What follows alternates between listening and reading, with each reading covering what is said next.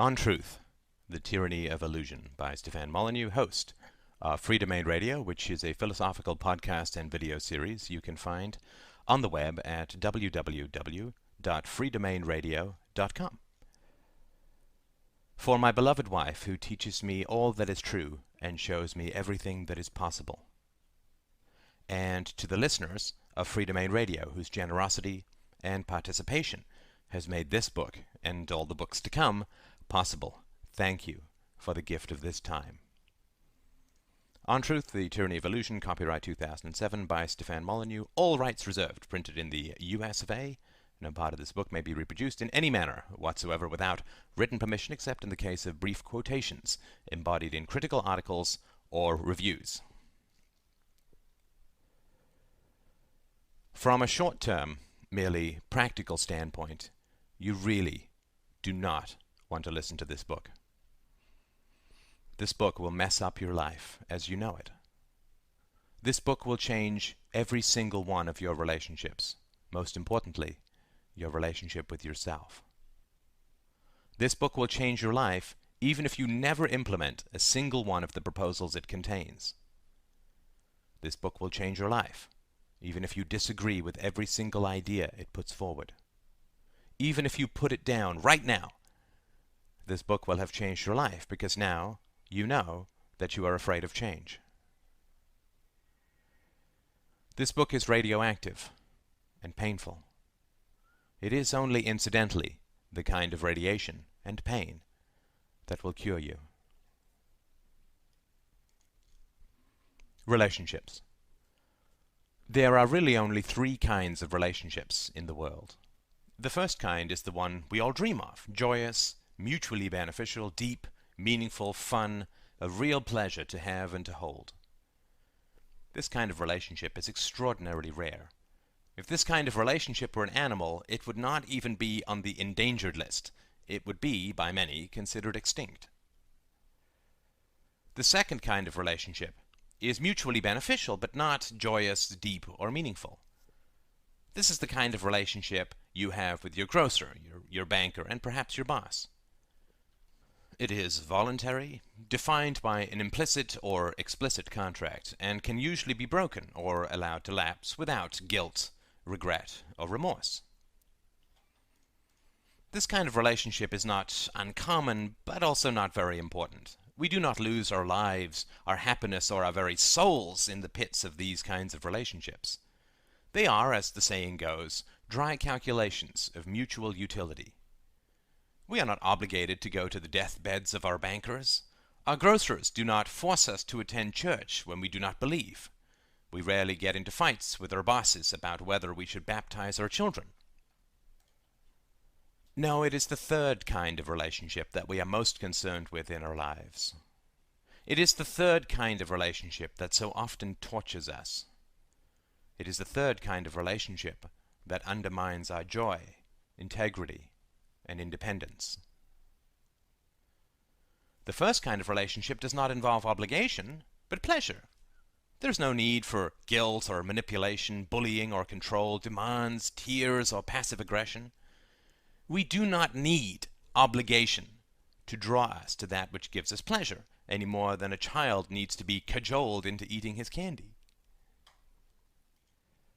The second kind of relationship does involve obligation, but it is voluntarily chosen for mutual advantage. We pay our mortgage, the bank gives us a house. The relationship is contractual, and thus does not need guilt or manipulation.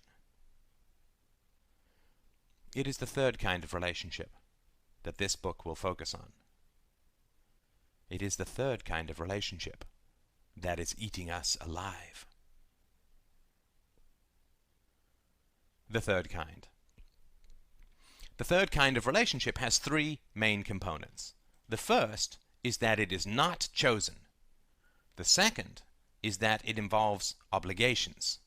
And the third is that it is considered moral.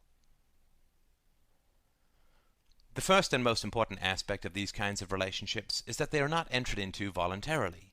You are born into them. You do not choose your parents. You do not choose your siblings. You do not choose your extended family. You do not choose your country. You do not choose your culture. You do not choose your government. You do not choose your religion. You do not choose your school. You do not choose your teachers. Sadly, when you are a child, the list is nearly endless. You are born into this world without choice, into a familial, social, educational, political, and geographical environment that is merely accidental. And for the rest of your life, everyone will try to convince you that you are responsible for this accident. Your parents decided to have a child. You were in no way involved in the choice, since you did not as yet exist when the decision was made. Even if you were conceived by accident or adopted, your parents decided to keep you. Thus, your parents' relationship with you when you were a child was essentially contractual, in the same way that when you buy a dog, you're obligated to feed it.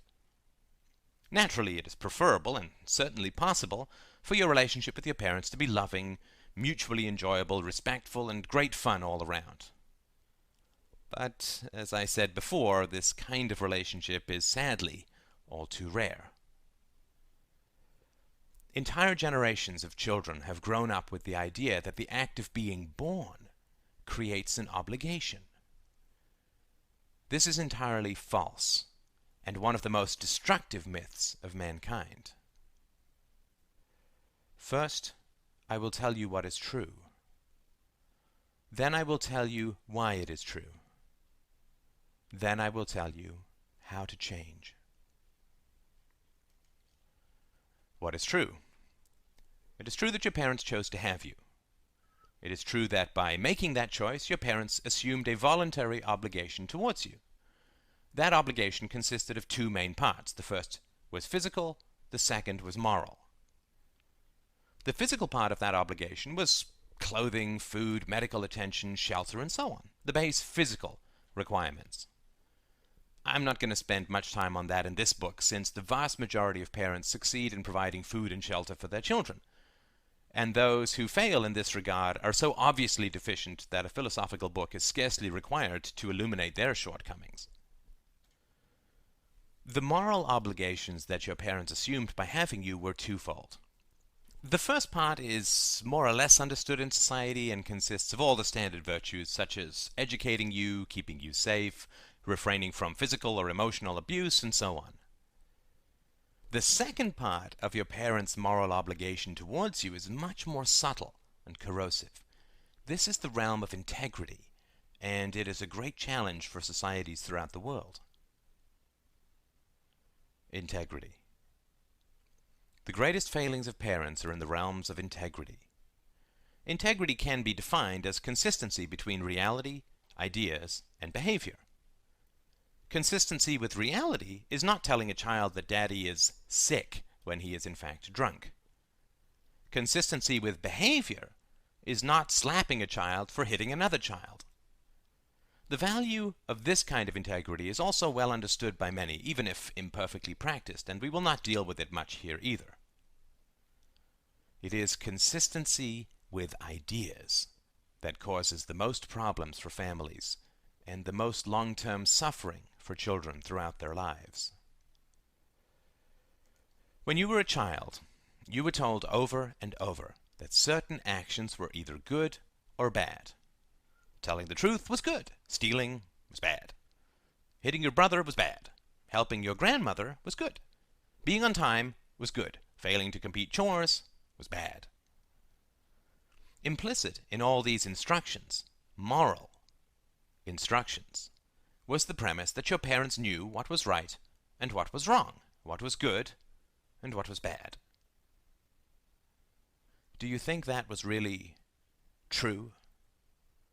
Do you think that your parents knew what was right and wrong when you were a child? When we tell a child that something is wrong, not just incorrect, but morally wrong, there are really only two possibilities. The first is that we actually know what is right and wrong in general, and we are applying our universal knowledge of right and wrong to a specific action committed by the child. This is how it is always portrayed to the child. It is, almost always, the most dangerous lie in the world. The second possibility is that we are telling our child that his actions are, quote, wrong, for a variety of reasons that have nothing to do with morality whatsoever. For instance, we might tell a child that stealing is wrong because 1. We are embarrassed at our child's actions. 2. We are afraid of being judged a poor parent. 3. We are afraid that our child's theft will be discovered. 4. We're simply repeating what was told to us. 5. We enjoy humiliating our child. 6. Correcting our child on, quote, ethics makes us feel morally superior. 7. We want our children to avoid behavior that we were punished for as children, and so on. Assuming they are not terrified, most children, on first receiving moral instructions, will generally respond by asking, why?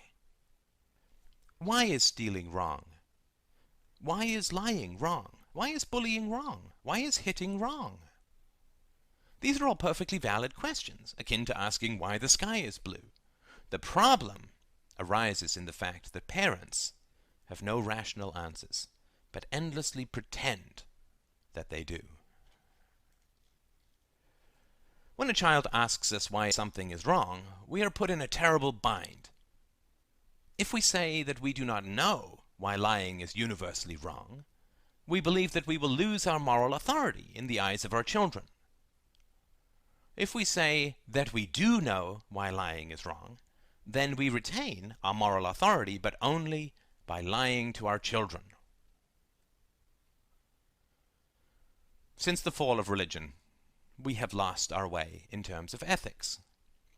As an atheist, I do not mourn the loss of the illusions of gods and devils, but I am alarmed at the fact that we have not yet admitted that the fall of religion has not provided us an objective and rational moral compass.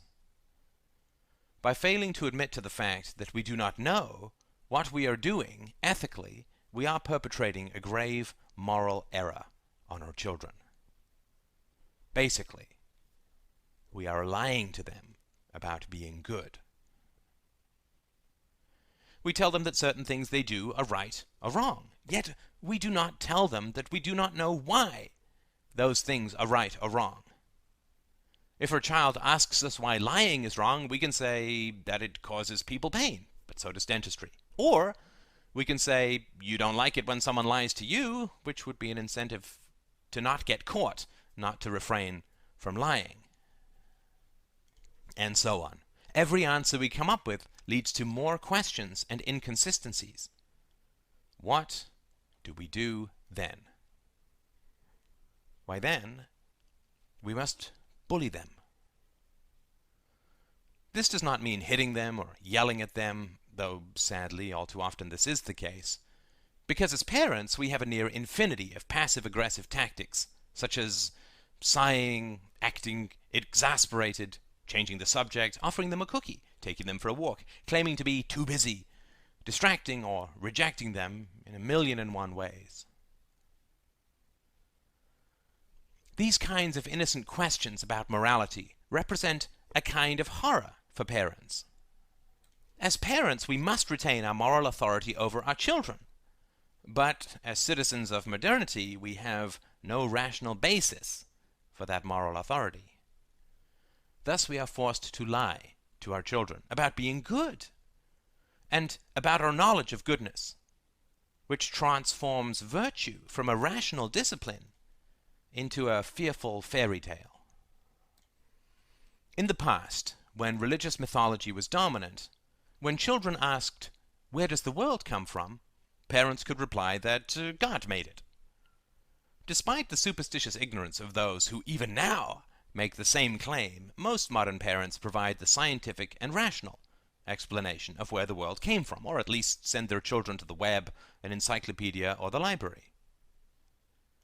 There was a time, though, when the question of where the world came from was very difficult to answer.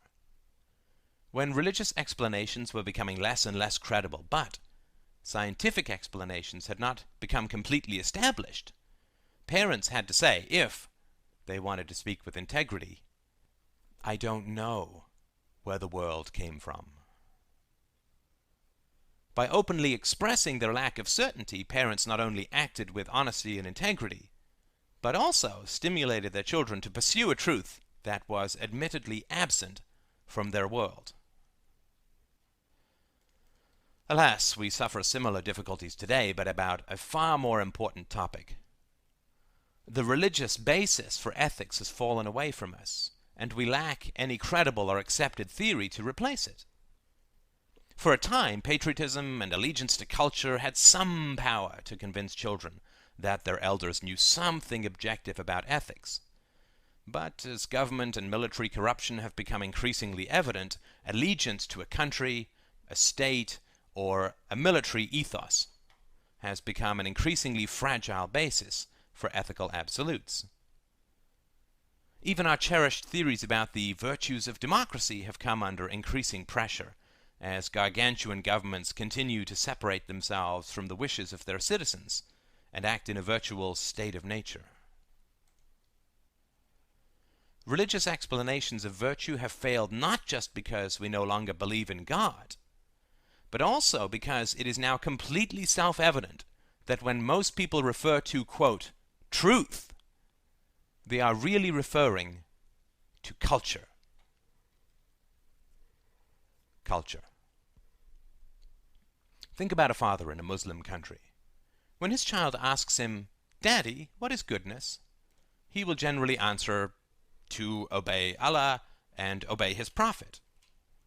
Why is that his answer? Is it because he has had direct experience with the Prophet, wrote the holy books himself, and has a deep understanding of morality direct from the original Creator? If he had grown up alone on a desert island, would his answer be the same? Of course not. He is merely repeating what was told to him as a child. However, there's much more to it than that. This Muslim father knows that his child is going to have to survive and hopefully flourish in a Muslim society. If he tells his child that he does not know what is right and wrong, not only will he lose his moral authority in the eyes of his child, but he will also be setting his child up for endless conflicts with everyone else in his society.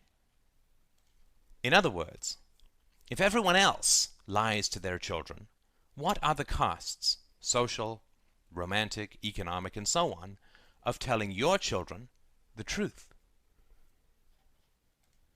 My neighbor has 4 lovely children. The other day his son came and showed me a drawing he'd made, a decent representation of Jesus Christ sitting on a rock and praying to the heavens. In all innocence, he asked me what I thought of the picture. Naturally, I knew that his father had told him that Jesus Christ was a real and living man-God who came back from the dead, floated up to heaven, and will free him of a sin if he telepathically communicates his love to this ghost. This is no more or less horrifying than any other cult of guilt and control. But what could I say to this child? Could I say that this was a very good drawing of a fictional character? Could I tell him that it was an excellent representation of a fairy tale? Could I see the pain and surprise in his eyes? Could I imagine the conversation that he would later have with his father, asking why the nice man next door told him that Jesus Christ was a fictional character? Could I imagine the coldness that would then descend upon the cordial relations between our 2 houses? Could I imagine his father telling all of his children to stay away from the nice man next door who wants to take God away from them? Could I stomach the chilled looks that I would receive every time I saw his family for the next few decades? I did take the path of least resistance, but did not lie to the child. I told him that I thought the picture was well drawn, and asked him what he thought about it. Telling the truth is not an easy thing. We can very easily see how parents in other cultures simply repeat cultural norms to their children, as if those cultural norms were objective truth. Japanese parents teach their children obedience and filial piety. Catholic parents teach their children to drink the blood of their God. Muslim parents teach their children that a man who married a 6-year-old girl and consummated that marriage when she was 9 is the paragon of moral virtue, Western parents teach their children that democracy is the highest ideal. North Korean parents teach their children that the dictator who rules their lives is a sort of secular deity who loves them. The list goes on and on. Virtually every parent in the world believes that she is teaching her child the truth, when she is merely inflicting what may be politely called cultural mythologies on her child. We lie to our children, all the while telling them that lying is wrong. We command our children to think for themselves, all the while repeating the most prejudicial absurdities as if they were objective facts. We tell our children to be good, but we have no idea what goodness really is. We tell our children that conformity is wrong. If everyone jumped off the Empire State Building, would you jump too? But at the same time, we are complete slaves to the historical inertia of prior prejudices. Too harsh? I've often been accused of being too harsh on parents.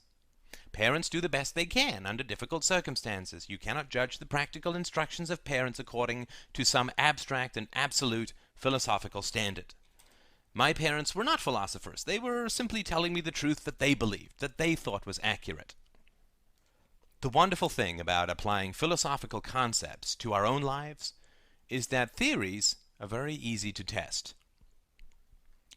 Discussing a philosophical theory about the causes of the decline of the Roman Empire is a largely theoretical exercise, since we cannot go back in time and test it. Theories about our families, however, are very easy to test, assuming that we have access to the relevant family members. It is my firm belief that most human beings are absolutely brilliant. I have come to this conclusion after decades of studying philosophy and having the most amazing conversations with countless people. I am now certain that parents know exactly what they are doing, and a relatively simple test can prove this to the satisfaction of any rational person. A practical exercise. Sit down with your parents and ask them what the capital of Madagascar is, or some other piece of trivia that they're unlikely to know. They will very likely smile, shake their heads, and say, "I don't know." They will not avoid the question. They will be more than happy to help you look it up. It will be a trivial, fact-finding interaction. After you have established what the capital of Madagascar is, ask them, "What is goodness?"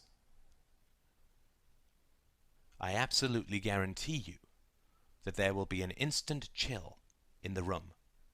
There will be an enormous amount of tension, and your parents, and probably you, will feel a very strong desire to change the subject or drop the question. Why is that? Why is it that when you ask your parents to explain what goodness is, the tension in the room spikes dramatically? Well, for the same reason that Socrates was introduced to a grim libation called hemlock. There is terror in the face of the question, "What is goodness?" because authority figures claim the right to tell us what to do based on their superior knowledge. If we decide to learn karate, we submit ourselves to the judgment and instruction of somebody who is an expert in karate. If we become ill, we submit our judgment to a doctor, an expert in the field. In other words, when we lack knowledge, we defer to those who claim greater knowledge. Our parents claimed the right to instruct us on good and bad based on their great knowledge of ethics, not based on their power as parents. Our fathers did not say to us, "Obey me or I will beat you." Although that terrible sentence might have come out of their mouths at some point, the basis of their ethics was that we owed them obedience as a just debt, and thus could be punished for failing to provide it. Honor thy father and thy mother is a staple of moral instruction the world over, both religious and secular. However, the honor that we are supposed to bestow upon our parents must be based upon their superior knowledge and practice of virtue. Otherwise, the word honor would make no sense. If we were thrown in jail, we would obey the prison guards because they held power over us, not because we, quote, honored them. If a mugger presses a knife to our ribs, we hand him our wallet, obey his wishes, not because we honor him, but because he has the power to harm us. By using the word honor, parents are claiming that we owe them allegiance due to their superior knowledge and practice of virtue. Currently, the foundational, quote, ethic of the family, the entire basis for the authority of adults, is that parents know right from wrong and children do not. Metaphorically, the parents are the doctors and the children are the patients. Parents claim the authority to tell their children what to do for the same reason that doctors claim the authority to tell their patients what to do: the superior knowledge of the former and the relative ignorance of the latter.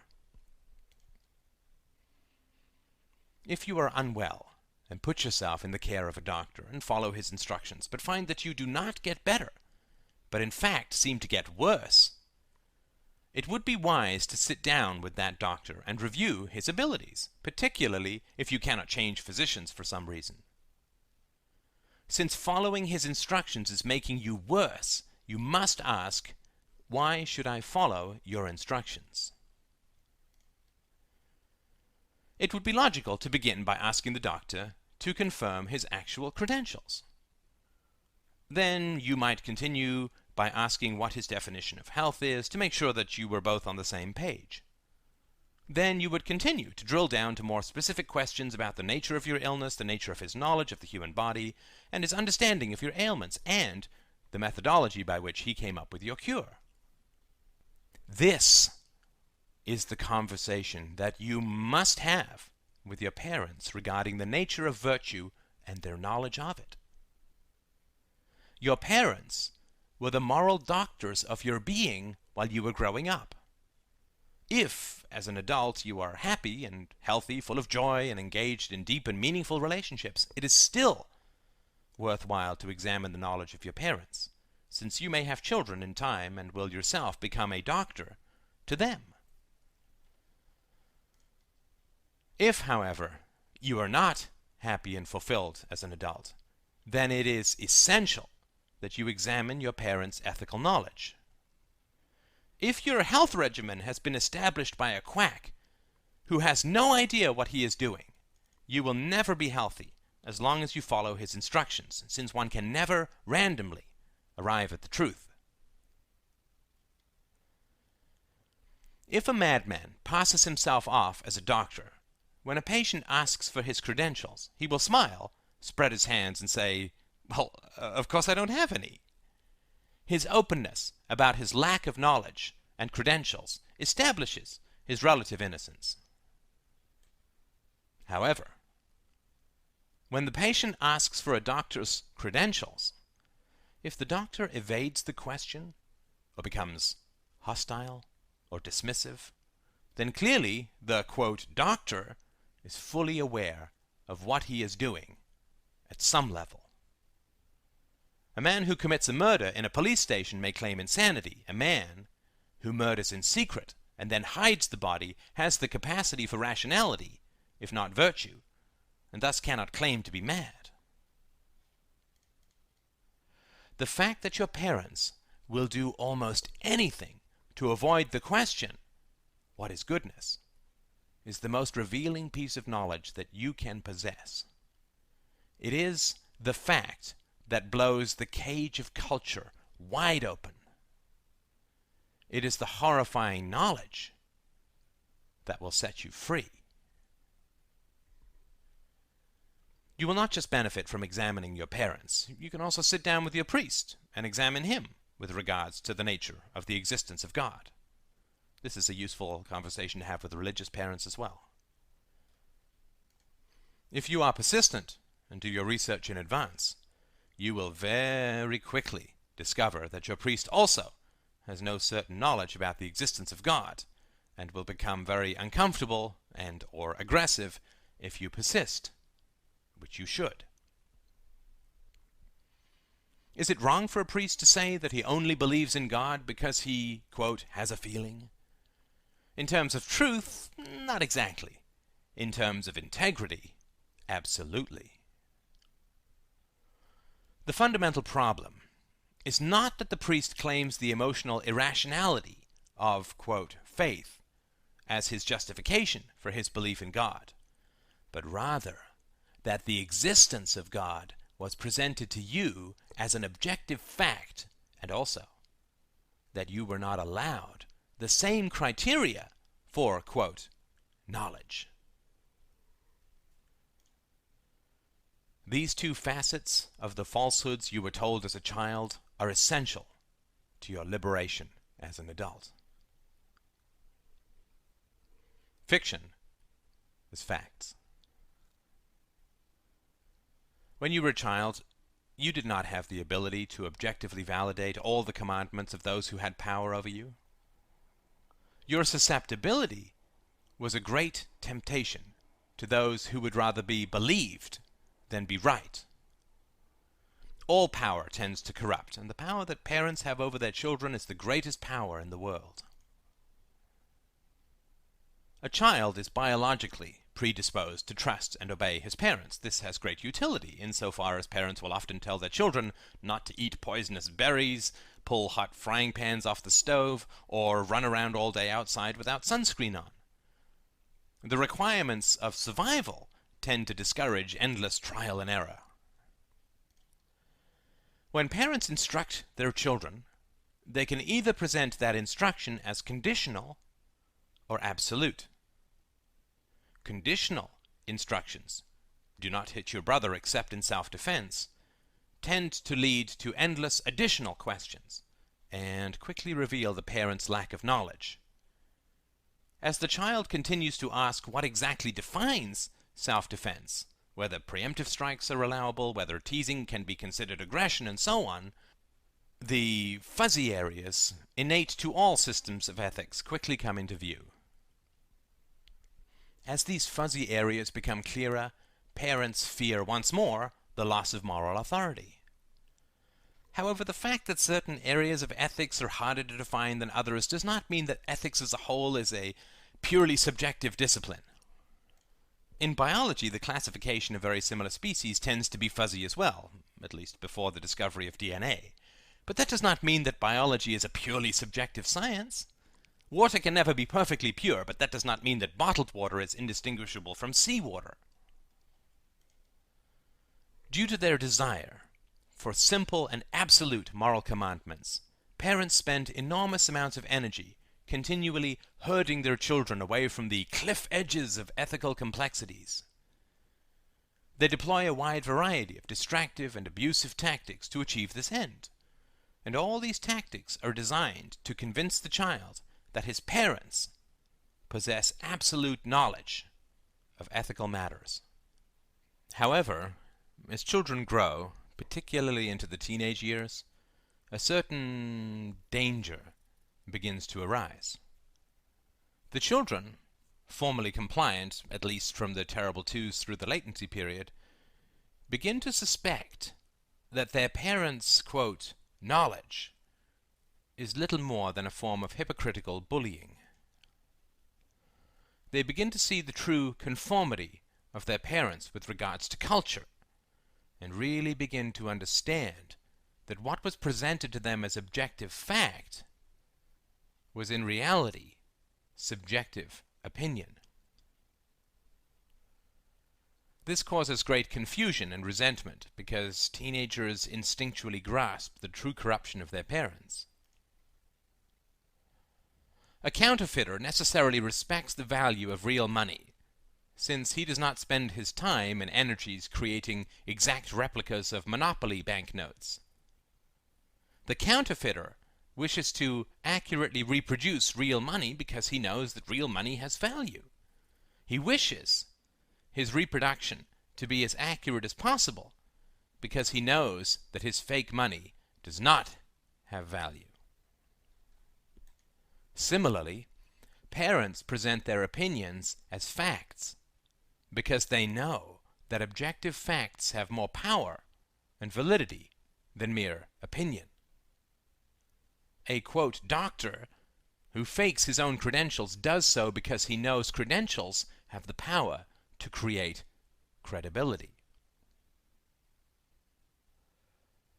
Recognizing the power of truth and using that power to reinforce lies is abominably corrupt. A man who presents his opinions as facts does so because he recognizes the value of facts. Using the credibility of, quote, truth to make falsehoods more plausible simultaneously affirms and denies the value of integrity and honesty. It is a fundamental logical contradiction in theory and almost unbearably hypocritical in practice. Thus it always happens that when grown children begin to examine their elders, they rapidly discover that those elders do not in fact know what they claimed to know, but knew enough about the value of the truth to present their subjective opinions as objective knowledge. This hypocritical crime far outstrips the abuses of mere counterfeiting or the faking of credentials, because adults can protect themselves against false currency and fake diplomas. Children have no such defenses. Do as I say, not as I do.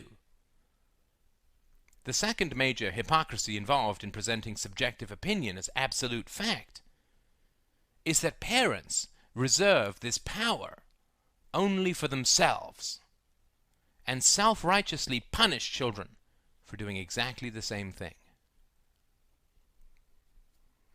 Take the question of going to church. Religious parents tell their children that they must go to church. When the children ask why, they are told, because God exists and He loves you, or other such nonsense. In other words, parents command their children with reference to objective absolutes. Children are absolutely not allowed to say, I don't want to go to church because I just don't feel like it. Fast forward a decade or so. The child, now a teenager, sits down with his parents and asks, why do you believe in God? If he is persistent and knowledgeable, he will quickly corner his parents into admitting that they believe in God because of, quote, faith. In other words, they have no proof that God exists, but believe in God because they feel like it. Since, no matter how emotionally compelling faith is, it remains, in essence, a feeling that contradicts reason and evidence. However, when that teenager was a child, he was never allowed to make decisions because he just felt like it. He was not allowed to stay home from church because he didn't feel like going. He was always sent to school, despite his preference for staying home at times. His feelings did not create truth or establish objectively valid criteria for action. When he used exactly the same methodology that his parents used, he was called disobedient, wrong, sinful, willful, immoral, stubborn, and 1,000 other pejoratives. For his parents, acting on the primacy of feeling is praised as an absolute and objective virtue. For him, acting on the primacy of feeling is condemned as an absolute and objective vice. Conformity. As the child grows up, his tendency to want to merge with the herd is criticized as an immoral weakness. Any susceptibility to fashion trends, linguistic tics, prized possessions, general sexual habits, or any other form of groupthink is opposed by his parents on supposedly objective and moral grounds. Again, generally in the teenage years, the child begins to realize that his parents do not actually oppose groupthink or conformity on principle, but only attack competing conformities. If a son begins to run with a wild gang, his parents will criticize him on the grounds of conformity. But it is not conformity that they object to, but conformity with a gang they disapprove of, rather than with a group they approve of. And it gets even worse than that. The reason that the parents dislike the child's new gang is because the parents feel disapproval from their own gang.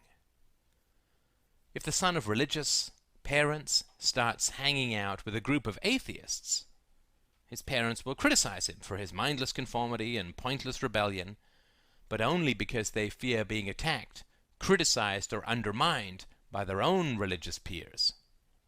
In other words, they effectively tell their son, "You should not be susceptible to the disapproval of your peers, because we are susceptible to the disapproval of our peers." Is ignorance hypocrisy?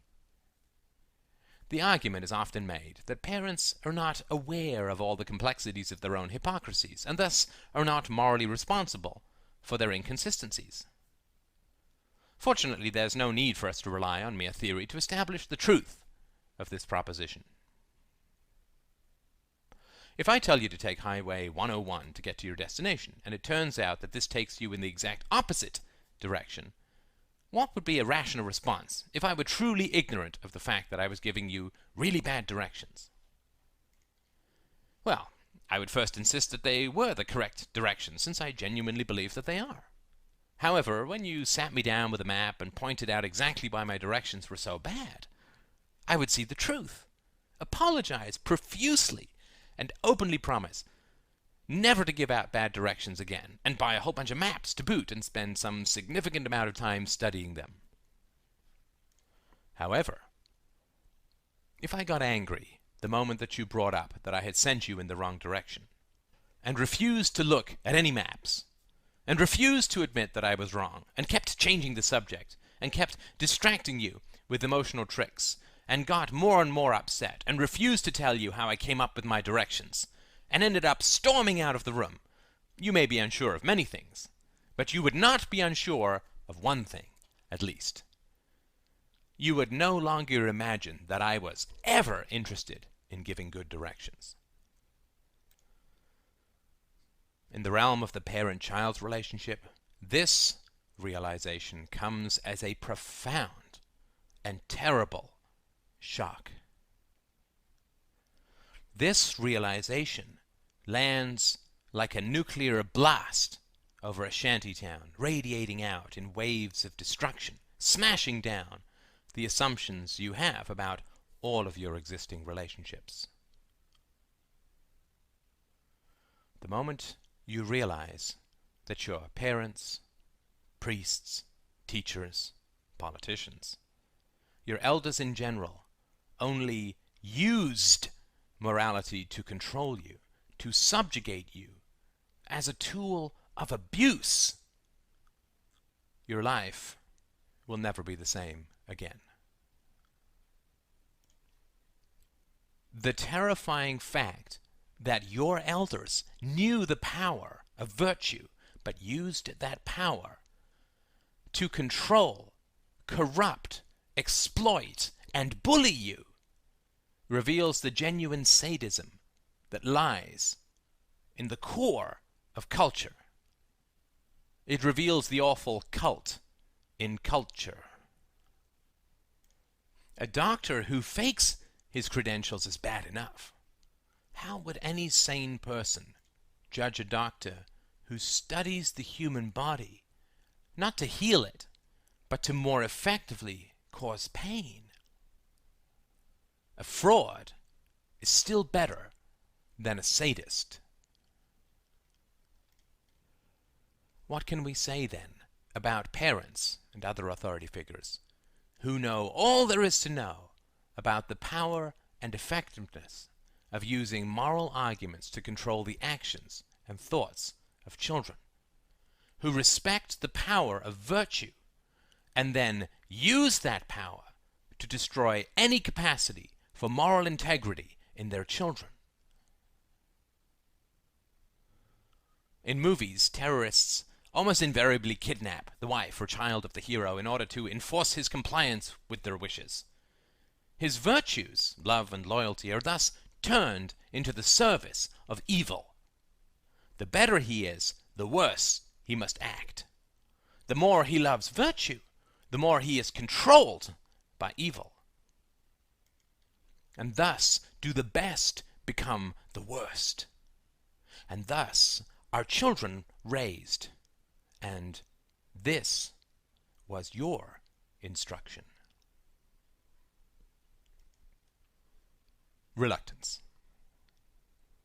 We instinctively shy away from confronting the moral void, the core of our relationships, and, fundamentally, the moral void at the core of our relationship with ourselves. There is a simple and terrible reason for our reluctance to confront this emptiness. Societies are generally built upon mythologies. In fact, a society can be accurately defined as a group of people who all share the same mythology.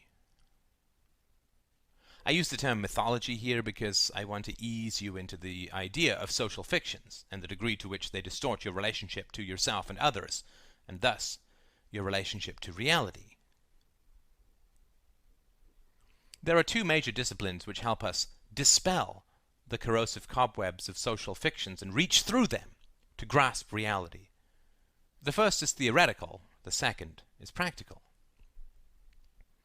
The first discipline is logic, which is the process of organizing our thoughts in a systematic and non-contradictory manner. The second is science, which is the testing of logical theories against empirical observations. The union of these two disciplines is philosophy, which is in its fundamentals the testing of theories of knowledge against both logic and empirical observation. Logic will tell you that 2 + 2 = 4. Science will verify that placing 2 rocks next to 2 other rocks will result in an aggregation of, yes, 4 rocks. But it is philosophy that tells us that logic plus empirical testability are both key requirements to the establishment of the truth. It is philosophy that specifically rejects the primacy of faith, or the primacy of emotion, or the primacy of authority, or the primacy of age, or the primacy of preference, or the primacy of biology, or any of the other foolish and exploitive mechanisms that human beings have used as substitutes for logic and evidence in order to inflict, quote, truth on the helpless. Philosophy is the opposite of mythology, or, more accurately, truth is the opposite of falsehood. We are, all of us, deeply aware of the deficiencies of our beliefs. The basic knowledge that our beliefs are mere prejudices inflicted on us by parents and teachers is a fact that deep down we are all perfectly aware of. The amount of energy that we all put into pretending otherwise is staggering and debilitating. There is a reason that depression is one of the most prevalent forms of illness. The contradiction at the core of social mythology is that these cultural falsehoods are always presented as objective and absolute truths. Americans, for instance, are famously proud of their country and the beliefs that they have inherited from the Enlightenment philosophers and the Founding Fathers. This is a very strange notion when you examine it. The average American just happened to be born in America. It's a mere accident, not something earned. The average American takes pride in his cultural heritage, which he did not invent, and which was taught to him by others, who also did not invent it. Believing that you are virtuous because you were born in a particular country is like believing that you are an excellent businessman because you inherited a lot of money, or that you are a good person because you happen to be tall. The average American has no idea of the philosophical premises underpinning the ideal of a constitutionally limited government. The average American enthusiastically supports a government that is hundreds of times more oppressive and brutal than the British government from which his ancestors fought to free themselves. The average American enthusiastically celebrates Independence Day, despite the fact that, when his country was founded, slavery was protected and basic rights for women and children were denied. In other words, the average American blindly praises his own culture and history because he is taught to praise it, not because he has any rational understanding of its actual merits and deficiencies. This is not to say that America is not a better country than, for instance, Syria. It is, and I'm glad not to be living in Syria. However, the methodology for transmitting value from parent to child remains the same in both countries. The genuine values in America arose from rational thought and breaking with tradition, not from blind allegiance to dirt and cloth.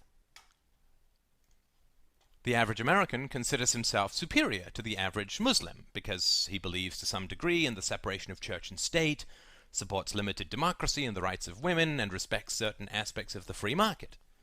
He believes that these are good values to hold and criticizes Muslims for not holding the same values. The sad fact is that while specific beliefs vary from culture to culture, the methodology of belief in all cultures is identical. The simple fact is that if the average American had been born to Muslim parents in Syria, he would be exactly the same as the average Syrian Muslim. He would be no more likely to value the separation of church and state than the average Western woman born in Manhattan would be likely to wear a burqa. Patriotism is the hijacking of the achievements of others, usually ancestors, and taking ego gratification in them as if they were one's own. This involves a curious distortion of logic that is blindingly obvious when seen.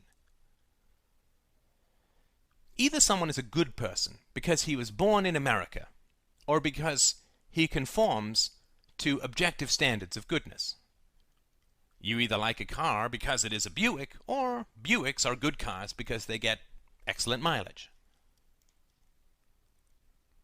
If someone is good because he was born in America, then clearly he cannot judge a man born in Saudi Arabia as deficient in any way, either morally or culturally. The essence of aristocracy, the eternal plague of mankind, is the belief that we are born into superiority, that our excellence is somehow innate.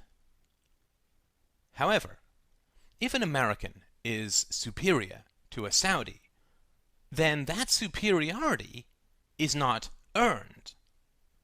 If Bob were born in Saudi Arabia rather than America, he would be a, quote, inferior Muslim rather than a superior Christian or American. Thus, Bob's superiority, or lack thereof, has nothing to do with his personal choices, but is rather defined by the accidents of geography and birth.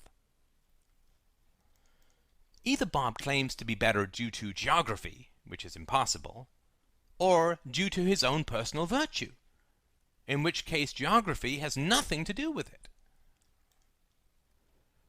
Both Americans and Muslims are simply reproducing what they are told, what is inflicted on them through emotional punishments when they are children, and calling it morality.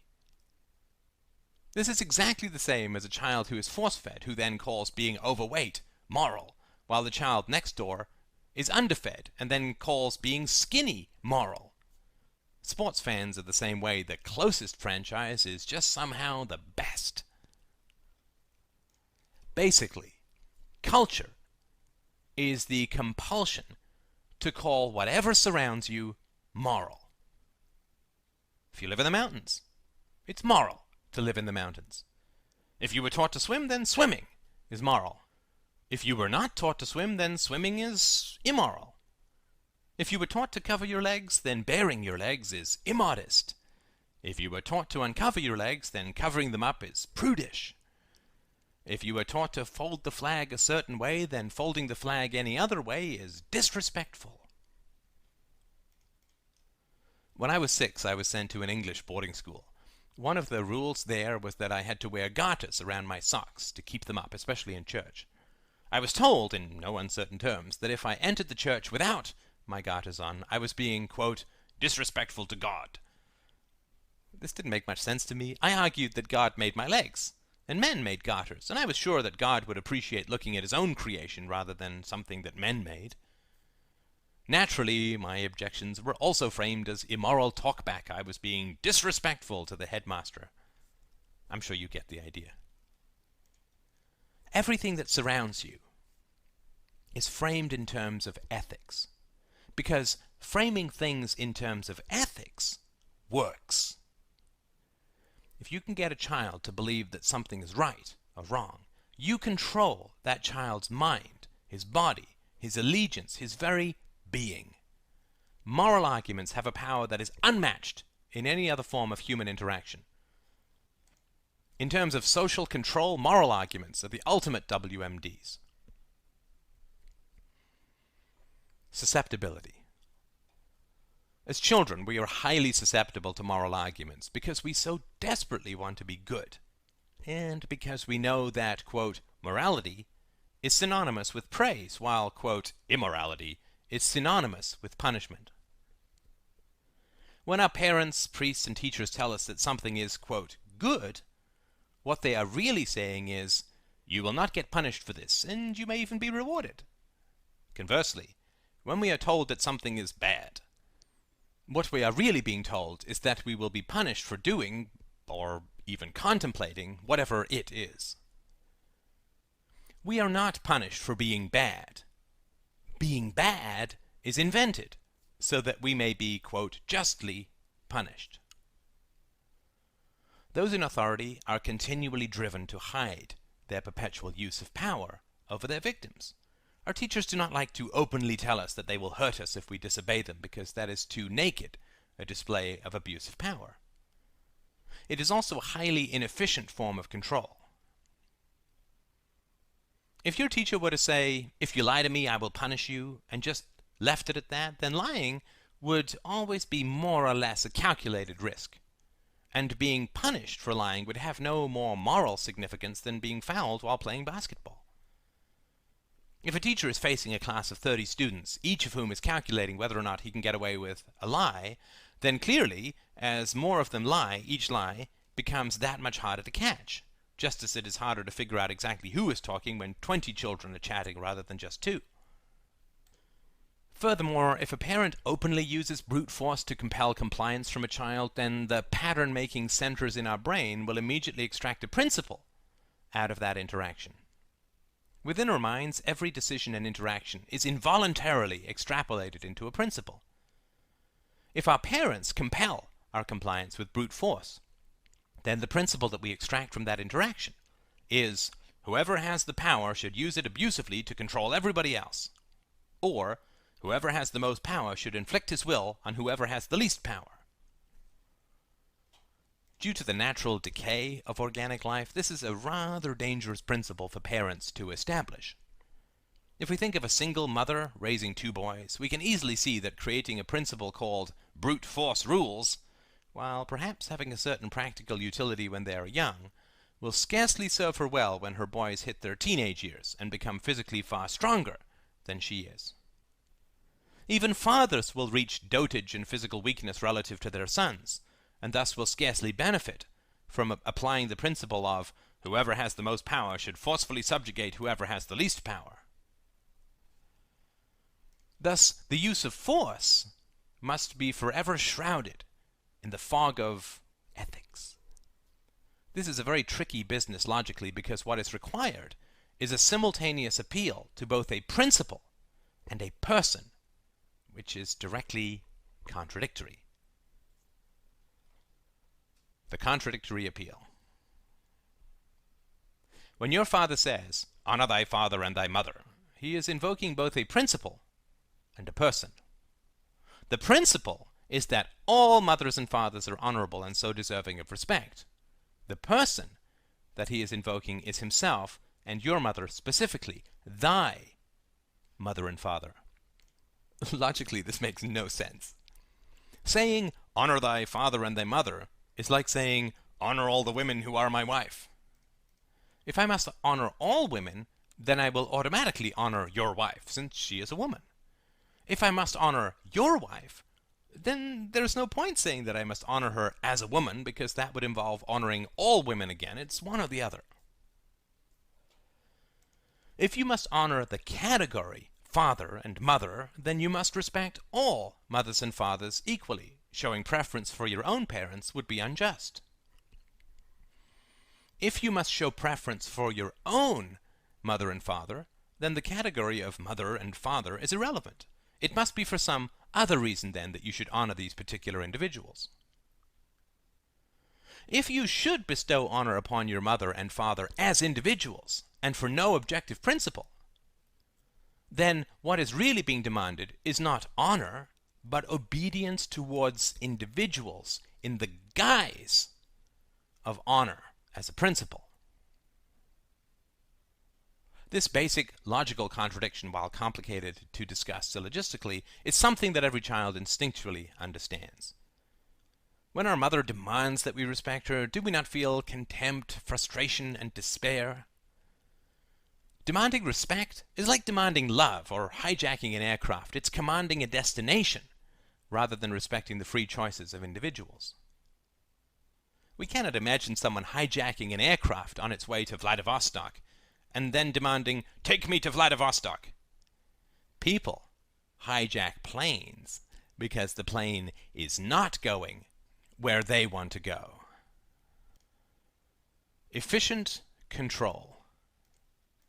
If, however, through intimidation, the distinction between the principle and the person can be blurred and buried, a far more efficient mechanism of control is achieved. If a child, or a citizen, can be taught to obey a person as if that person were a universal principle, the foundations of hegemonic dictatorship, whether in the family, the church, the school, or the state, are firmly established. If a child's mind can be taught to obey the whims of an individual to the same degree that the child's body obeys the absolutes of gravity, then near perfect control can be established. Of course, this control incurs a terrible cost and a terrible risk. The cost accrues to both the parent and the child, as is the case in all corrupt interactions. By using false and inconsistent principles to teach the child to obey a person rather than a principle, the child's ability to extract principles from interactions is crippled. Such children inevitably grow up to repeat destructive patterns in relationships, seemingly without any ability to learn from their mistakes. How could they learn from their mistakes? They have been taught as a principle to obey individuals. How can they then conceivably extract generalized principles from the behavior of those individuals? That would be like hoping that water will flow uphill. Expecting such people to extract productive principles from their interactions with others is like expecting a medieval monk who believes that the world follows the whims of the gods to discover the theory of relativity or even the scientific method itself. For the parents, the cost is a perpetual and growing fear of the intelligence and perceptiveness of their children, which manifests in a variety of ways, such as genial blankness, corrosive contempt, yawning indifference, or fussy irritability. For our parents, and our elders in general, the modern world has virtually guaranteed that the gig is up. The antidote to false morality is a multiplicity of false moralities. The antidote to irrational prejudice is more irrational prejudices. It is by being able to see the world as a whole that we can finally set ourselves free. Detonating mythology. If we were only ever exposed to English, we would not think of it as English, just as language. The need to differentiate English as a language only arises when we come into contact with other languages. Similarly, if we are only exposed to our own mythologies, we do not think of them as mythologies, but rather as the truth. If we only know our own God, then we can refer to this fiction as God. This is a universe away from saying a God, or more accurately, our God. Deep down, each of us knows that our faith in our fragile fairy tales can only be sustained if we constantly steer clear of competing fairy tales. This tends to cripple our capacity for empathy. We must, in our hearts, ridicule the foolish beliefs of other cultures and never take the terrifying leap of trying to see our own culture through their eyes. The fear and hatred that so often mars the relations between different cultural groups does not arise out of ignorance, but rather out of knowledge. Christians feel uneasy around Muslims, and Muslims feel uneasy around Christians, not because they are different, but because they are the same. Two adulterous women who know each other's secrets will, if forced to sit together for lunch, have a very uncomfortable time, not because they know too little about each other, but rather because they know too much. The only way that mythology can sustainably dominate generation after generation is by pretending that it is not mythology, but reality. To help clarify this, consider the following thought experiment. Imagine that the water in a sink has consciousness and is sentient. Now, imagine that I pour this water into a variety of glass containers, each of a different shape. The water, since it is sentient, would doubtless congratulate itself on its individuality.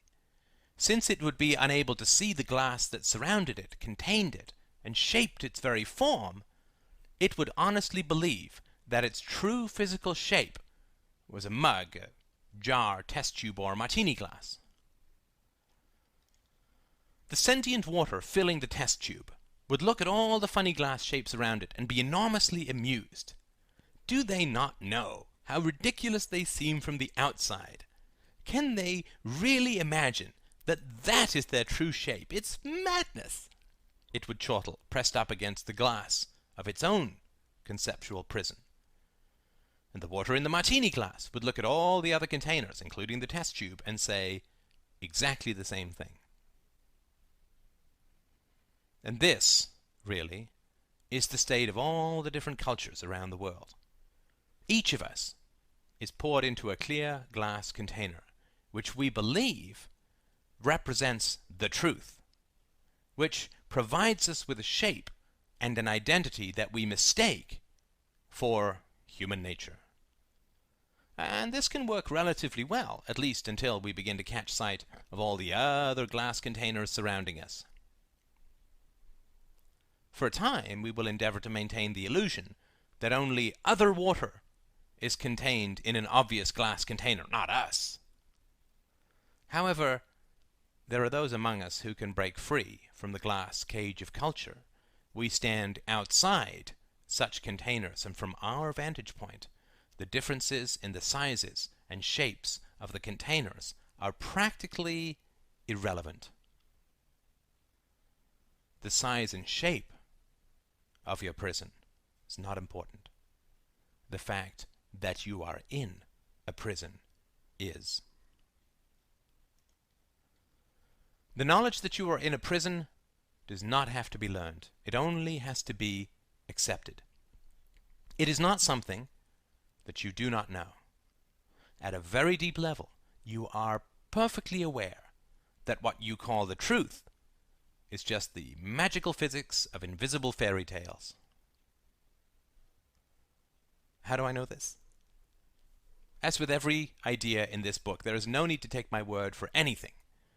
You can easily discover your deep understanding of this fact with a few simple experiments. As I have mentioned before, you can sit down with your parents and ask them about goodness. You can sit down with your friends and tell them that you are afraid that you are living in a fiction that is sapping your joy and independence. You can go to a mosque and ask if you can observe. You can put yourself in someone else's glass container See how you feel. Try it. Close your eyes for a moment and imagine sitting down with your parents to ask them about goodness, or having a drink with your friends and talking about social mythologies. Do you feel nervous? Do you feel a vague and uneasy fluttering in your stomach at the very thought of such honesty and curiosity? Why? Why do you feel afraid? Why have you never asked such questions? Who told you that such questions were not allowed? Were you ever punished for asking these questions in the past? Is there any law against asking such questions? What will happen when you ask such questions? You already know the answer. That is why you are afraid. It is not cowardice that makes you afraid. It is wisdom that makes you afraid. Because you have every reason to be afraid. Mythological love. Our whole lives we are surrounded by people who claim to love us. Our parents perpetually claim to be motivated by what is best for us. Our teachers eternally proclaim that their sole motivation is to help us learn. Our priests voice concern for our eternal souls, and extended family members endlessly announce their devotion to the clan. When people claim to love us, it is not unreasonable to expect that they know us. If you tell me that you love Thailand, but it turns out that you've never been there and know very little about it, then it is hard for me to believe that you really love it. If I say that I love opera, but I never listen to opera, well, you get the general idea. If I say that I love you, but I know little about your real thoughts and feelings, and have no idea what your true values are, or perhaps even what your favorite books, authors, or movies are, then it should logically be very hard for you to believe me. This is certainly the case in my family. My mother, brother, and father made extravagant claims about their love for me. However, when I finally sat down and asked each of them to recount a few facts about me, some of my preferences and values, I got a perfect tripod of 1,000-yard stares. So, I thought, if people who know almost nothing about me claim to love me, then either they are lying or I do not understand love at all. I will not go into details about my theories of love here, other than to say that, in my view, love is our involuntary response to virtue, just as well-being is our involuntary response to a healthy lifestyle. Our affection for our babies is more attachment than mature love, since it is shared throughout the animal kingdom. Virtue is a complicated subject, but I'm sure we can agree that virtue must involve some basics that are commonly understood, such as courage, integrity, benevolence, empathy, wisdom, and so on. If this is the case, it cannot be possible to love people that we know very little about. If love requires virtue, then we cannot love perfect strangers, because we know nothing about their virtues. Love depends both on another person's virtue and our knowledge of it, and grows in proportion to that virtue and knowledge if we are virtuous ourselves.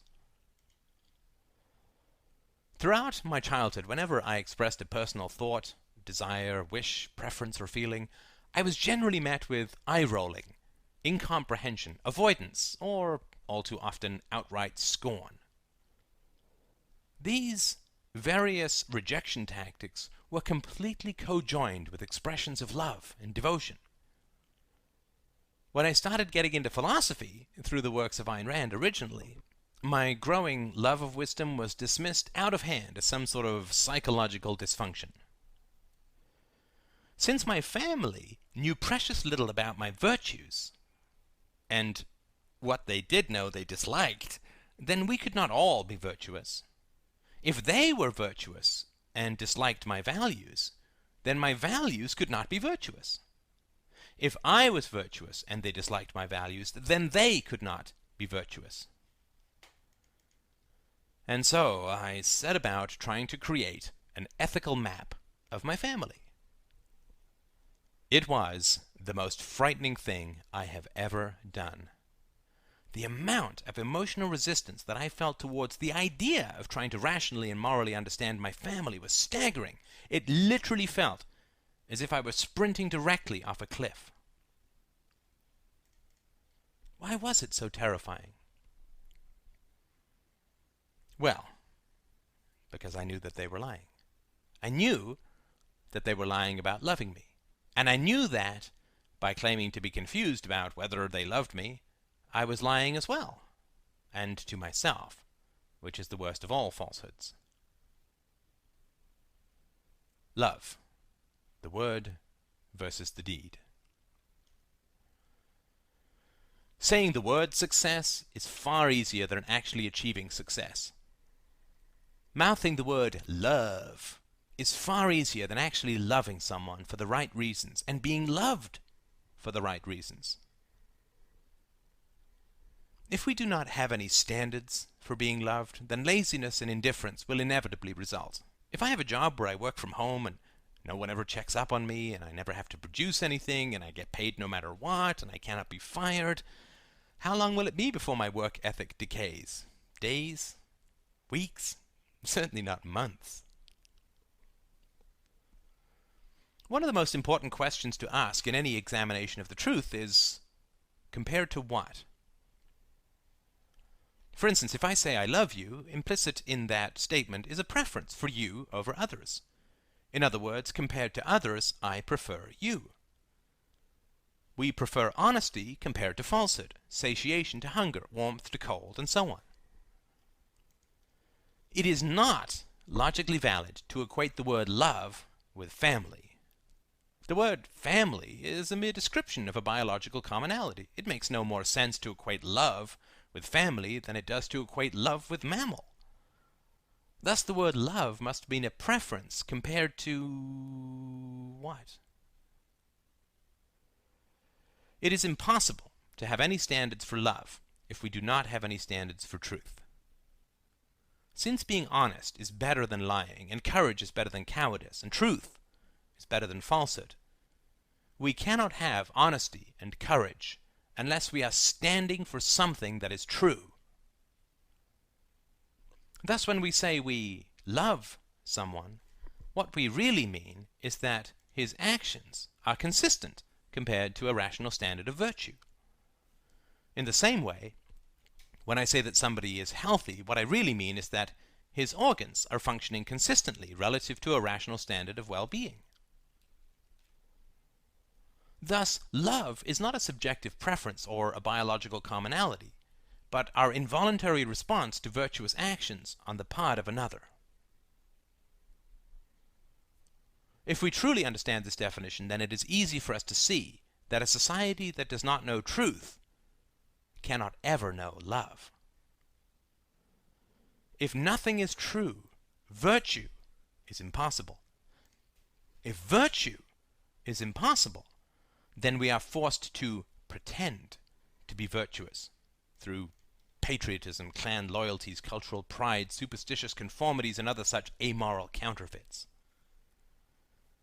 If virtue is impossible, then love is impossible, because actions cannot be compared to any objective standard of goodness. If love is impossible, we are forced to resort to sentimentality, or the shallow show and outward appearance of love.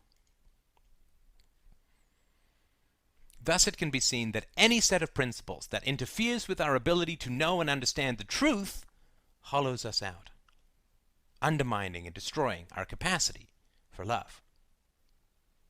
False principles, illusions, fantasies, and mythologies separate us from each other, from virtue, from love, from the true connections that we can achieve only through reality.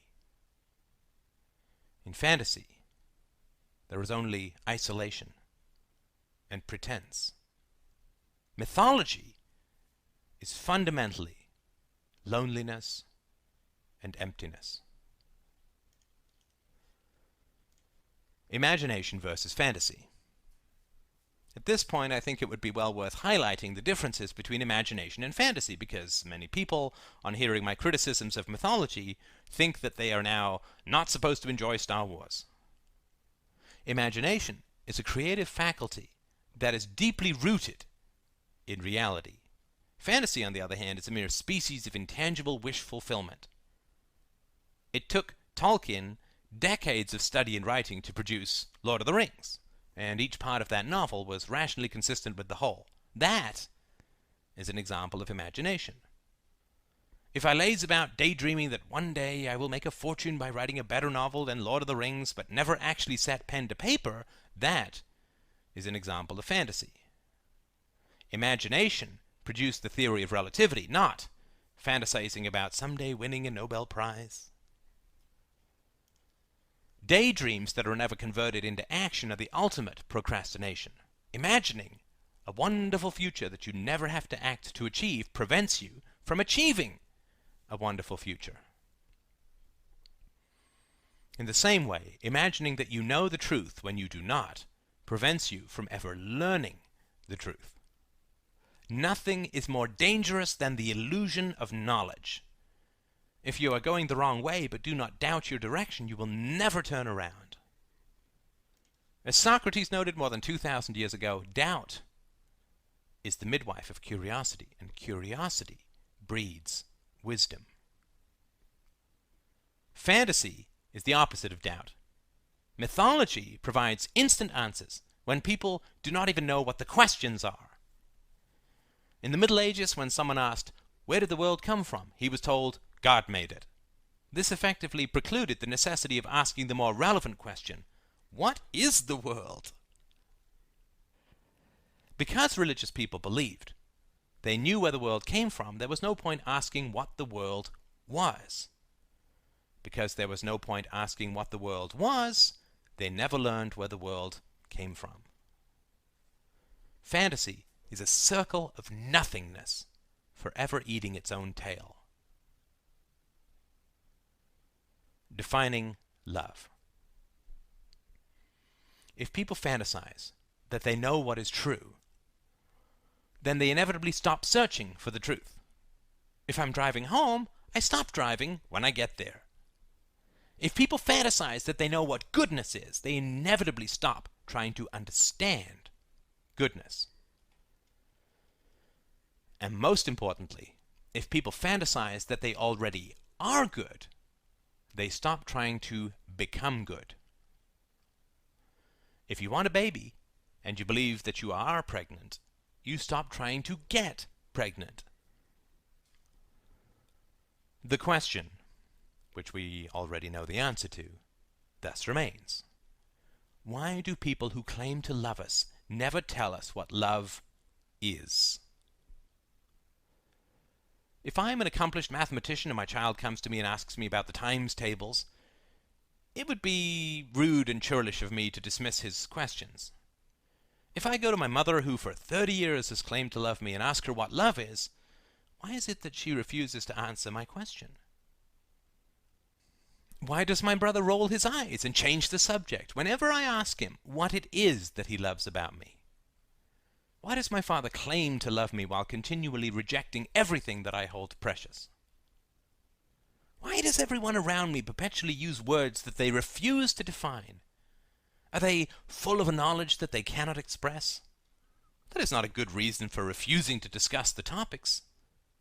A novelist who writes instinctually would not logically be hostile if asked about the source of his inspiration. He may not come up with a perfect answer, but there would be no reason to perpetually avoid the subject. Unless,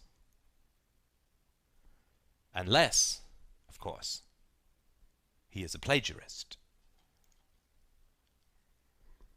This is the knowledge that we have, but hate and fear.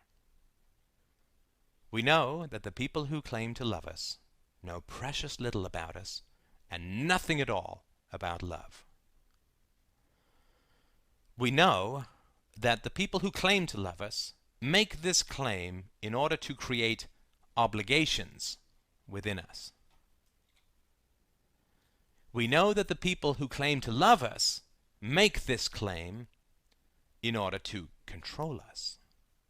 And they know it too.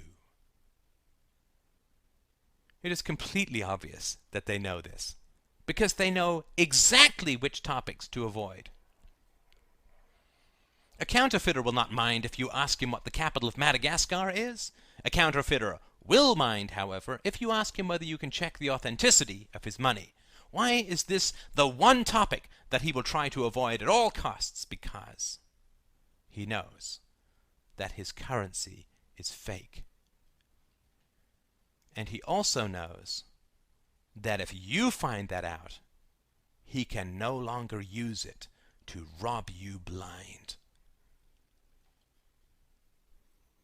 Obligations. If I own a store and take counterfeit money from a con man, but do not know that it is counterfeit, then I am obligated to hand over what he has, quote, bought.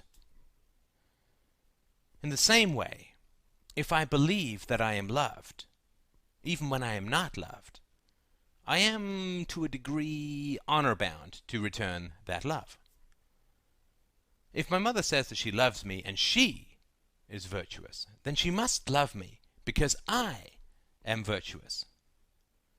Since she is herself virtuous, then I owe her love as a matter of justice, just as I owe trust to someone who consistently behaves in a trustworthy manner. Thus, when somebody tries to convince you that they love you, they're actually attempting to create an obligation in you. If I try to convince you that I am a trustworthy person, it is because I want all the benefits of being treated as if I were a trustworthy person. If I am, in fact, a trustworthy person, then I must understand the nature of trust, at least at some level, and thus know that it cannot be demanded, but must be earned. Since earning trust is harder than just demanding trust, I must know the real value of trust. Otherwise, I would not have taken the trouble to earn it through consistent behavior. I would have just demanded it and skipped all the hard stuff. If you demand trust, then you are demanding the unearned, which indicates that you do not believe you can earn it. Thus, anyone who demands trust is automatically untrustworthy. Why do people demand trust? To rob others. If I want to borrow money from you and I demand that you trust me, it's because I'm not trustworthy and will be unlikely to pay you back. In other words, I want to steal your money and put you in my power. It's the same with love. Love and virtue. If I am virtuous, then virtuous people will regard me with at least respect, if not love. Corrupt or evil people may regard me with a certain respect, but they will certainly not love me. Thus, being virtuous and refusing to demand love from anyone is the best way to find other virtuous people. If you are virtuous and undemanding, then other virtuous people will naturally gravitate towards you. Virtue that does not impose itself on others is like a magnet for goodness and repels corruption. The practical result of true virtue is fundamental self-protection. If my stockbroker consistently gets me 30% return on my investments, is there any amount of money that I will not give him other than what I need to live? Of course not, because I know I will always get back more than I give. It's the same with real love. If I'm virtuous, then I will inevitably feel positively inclined towards other virtuous people. And the more virtuous they are, the more I will love them. My energy, time, and resources will be at their disposal, because I know that I will not be exploited and that they will reciprocate my generosity. If you and I have lent money to each other over the years and have always paid each other back, then the next time that you come to me for a loan, it would be unjust for me to tell you that I will not lend you anything because I do not think you will pay me back. Your continued and perpetual honesty towards me in financial matters has created an obligation in me towards you. This does not mean that I must lend you money whenever you ask for it, but I cannot justly claim, as my reason for not lending you money, a belief that you will not pay me back. In the same way, if you've been my wife for 20 years and I've never been unfaithful, if a woman calls and then hangs up, it would be unjust for you to immediately accuse me of infidelity. A central tactic for creating artificial and unjust obligations in others is to demand their positive opinion without being willing to earn it. The most effective way to do this is to offer a positive opinion which has not been earned, to claim to love others. If over the past 20 years I've rarely paid back any money I've borrowed from you, it is perfectly reasonable to refuse me an additional loan. I may then get angry and call you unfair and demand that you treat me as if I were trustworthy, but it would scarcely be virtuous for you to comply with my wishes. Indeed, it would be dishonest and unjust for you to ignore my untrustworthiness, because you would be acting as if there was no difference between someone who pays back loans and someone who does not. When we act in a virtuous manner towards others, we are creating a reservoir of goodwill that we can draw upon, just as when we put our savings into a bank. A man can act imperfectly and still be loved, just as a man can eat an occasional candy bar and still be healthy, but there is a general requirement for consistency in any discipline. I could probably hit a home run in a major league ballpark once every 1,000 pitches, but that would scarcely make me a professional baseball player. If I act in a trustworthy manner, I do not have to ask you to trust me, and in fact I would be very unwise to do so. Either you will trust me voluntarily, which means that you respect honorable and consistent behavior and justly respond to those who do good, or you will not trust me voluntarily, which means that you do not respond in a just manner to trustworthy behavior, and thus cannot be trusted yourself. If, on the other hand, I come up to you and demand that you trust me, I am engaged in a complex calculation of counterfeiting and plunder. The first thing that I am trying to do is establish whether or not you know anything about trust. The second thing is to figure out your level of confidence and self-esteem. The third thing is to figure out if you know anything about integrity. An attacker will always try to find the weakest chink in your armor. If I demand trust from you and you agree to provide it without any prior evidence, then I know that you do not know anything about trust. Similarly, if you do not require that your trust be earned, then I know that you lack confidence and self-esteem. If you are willing to treat me as if I were trustworthy when I am not trustworthy, then it is clear to me that you know very little about integrity. This tells me all I need to know about your history. This tells me that you were never treated with respect as a child, and that you were never taught to judge people according to independent standards, and that every time you tried to stand up for yourself, your family attacked you. In other words, I will know that you are easy prey. I cannot create an obligation in you unless you accept that I have treated you justly in the past. As in all things, it is far easier to convince a weak person that you have treated him justly than it is to actually treat people in a just and consistent manner. If I can convince you that I have treated you justly in the past, then you, quote, owe me trust and respect in the present. Quote, love as predation. Imagine that we are brothers, and one day you awake from a coma to see me sitting by your bed. After some small talk, I tell you that you owe me $1,000, which you borrowed from me the day of your accident. I tell you that because I am a kind brother and you are in hospital, you do not have to pay me back the $1,000. I would just like you to remember it, so that the next time I need to borrow $1,000, you will lend it to me. You might look in the pockets of the jeans you wore the day of your accident, and you might look around your apartment to see if there was $1,000 lying around, but there would be no real way to prove that I had not lent you the money. You would either have to call me a liar, an accusation for which you have no certain proof, or you would feel substantially more obligated to lend me money in the future. If you call me a liar, I will get angry. If you accept the obligation without ever finding the $1,000, you will feel resentful. Either way, our relationship is harmed. And by telling you about the $1,000, I have voluntarily introduced a complication and a suspicion into our relationship, which is scarcely loving, just, or benevolent. This is the kind of brinksmanship and deception that goes on all the time in relationships, particularly in families.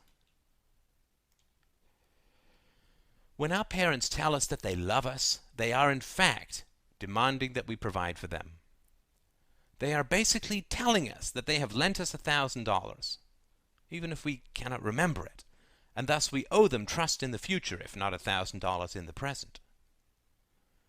In other words, our parents spend an enormous amount of energy convincing us that they, quote, love us in order to create artificial obligations within us. In doing so, they take a terrible risk and force us to make an even more terrible choice. Brinksmanship.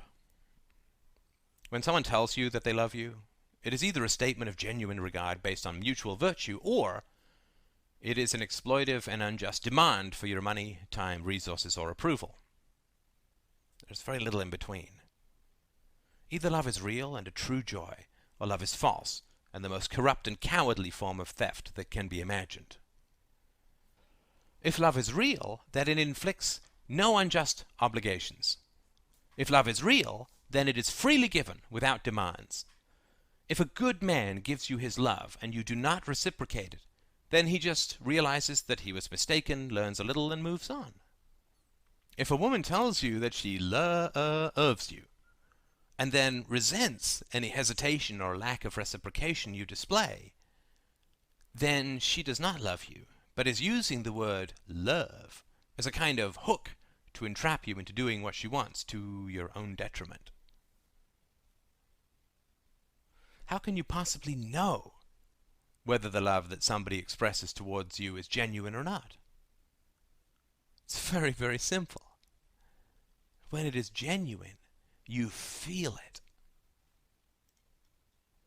What happens, though, when a parent demands love from us?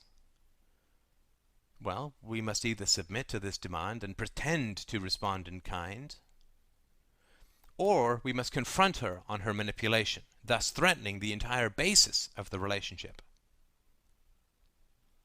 Would someone who truly loves us ever put us in this terrible position? Society and religion. The principle of inflicting a good opinion in order to create an unjust obligation occurs at a social level as well as at a personal level. Soldiers are supposed to have died, quote, protecting us, which creates an obligation for us to support the troops. The mere act of being born in a country creates a lifelong obligation to pay taxes at the point of a gun in order to receive services that we never directly asked for. John F. Kennedy's famous quote, "Ask not what your country can do for you, but rather what you can do for your country," is another way of saying, one of us is going to get screwed in this interaction, and it ain't going to be me. The same thing occurs in the realm of religion, of course, as well. Jesus died for your sins. God loves you. You will be punished if you do not obey. Hell is the destination of unbelievers, etc., etc., etc. All of these emotional tricks are designed to create an obligation in you that would not exist in any reasonable universe. Sacrifice, in other words, is merely demand in disguise. unconscious? All of these substantial criticisms rest on the premise that people do actually know what love really is, and merely counterfeit it for the sake of personal gain. Just as any moral criticism of a counterfeiter rests on the premise that he actually does know what money is, and copies it for the sake of personal gain. Naturally, it is hard to imagine that those around us are constantly striving to inflict artificial obligations on us through appeal to a fantastical kind of social mythology. When you think of your sweet, white-haired old mother who sacrificed everything for you, what could it mean to condemn her for failing to be able to perfectly define the nature and properties of love, a question which baffles even great philosophers? Well, of course, it would be grossly unfair to ask the average person to accurately define the true nature of love, just as it would be ridiculous and dangerous to grab the average man on the street and ask him to perform your appendectomy. It certainly is unfair to judge people by standards that they can scarcely be aware of. However, it is not at all unfair to judge people according to the standards that they themselves have set. I cannot alone determine at what price you will sell me your car, but if you yourself put the price in the window, it is not unreasonable for me to expect you to honor it. Thus, when people use the word love, they are, quote, putting the price in the window. Love, of course, is considered to be a feeling of high regard for someone, and it is either based upon the virtues or characteristics of the loved person, or it is not. If love is not based on the characteristics of the loved person, then it must be based on the willpower of the person who loves him or her. If love is based on the willpower of the person who is, quote, doing the loving, then it must be considered virtuous to love so altruistically. If it is not virtuous to love so altruistically, then there is nothing beneficial or positive in the interaction, since neither the person loving nor the person being loved possesses any positive characteristics. We might as well define obsessive stalking as love. If it is good for person A to love person B despite person B's lack of lovable qualities, then this good action is either a universal principle or a merely personal preference. If I say that ice cream is good, I do not mean that ice cream acts with virtue, courage, and integrity. If I say that a particular action is good, then it must be good for more than one person, if it is to rise above merely personal preference. However, if it is good to love someone who has no lovable qualities, then an instant paradox is created. If I have no lovable qualities, then I do not possess goodness, since goodness is a lovable quality. If it is good to love someone despite an absence of lovable qualities, then by definition, I am incapable of loving someone since I lack goodness. In this way, two opposing moral rules are created, which cannot be valid. Person A does good by loving person B, who is incapable of goodness. Person B can then only enable person A's goodness by receiving without giving. Thus, what is good for person A is not good for person B. Again, though this can be complicated to examine syllogistically, it is an argument that adult children of a codependent parent have continuously.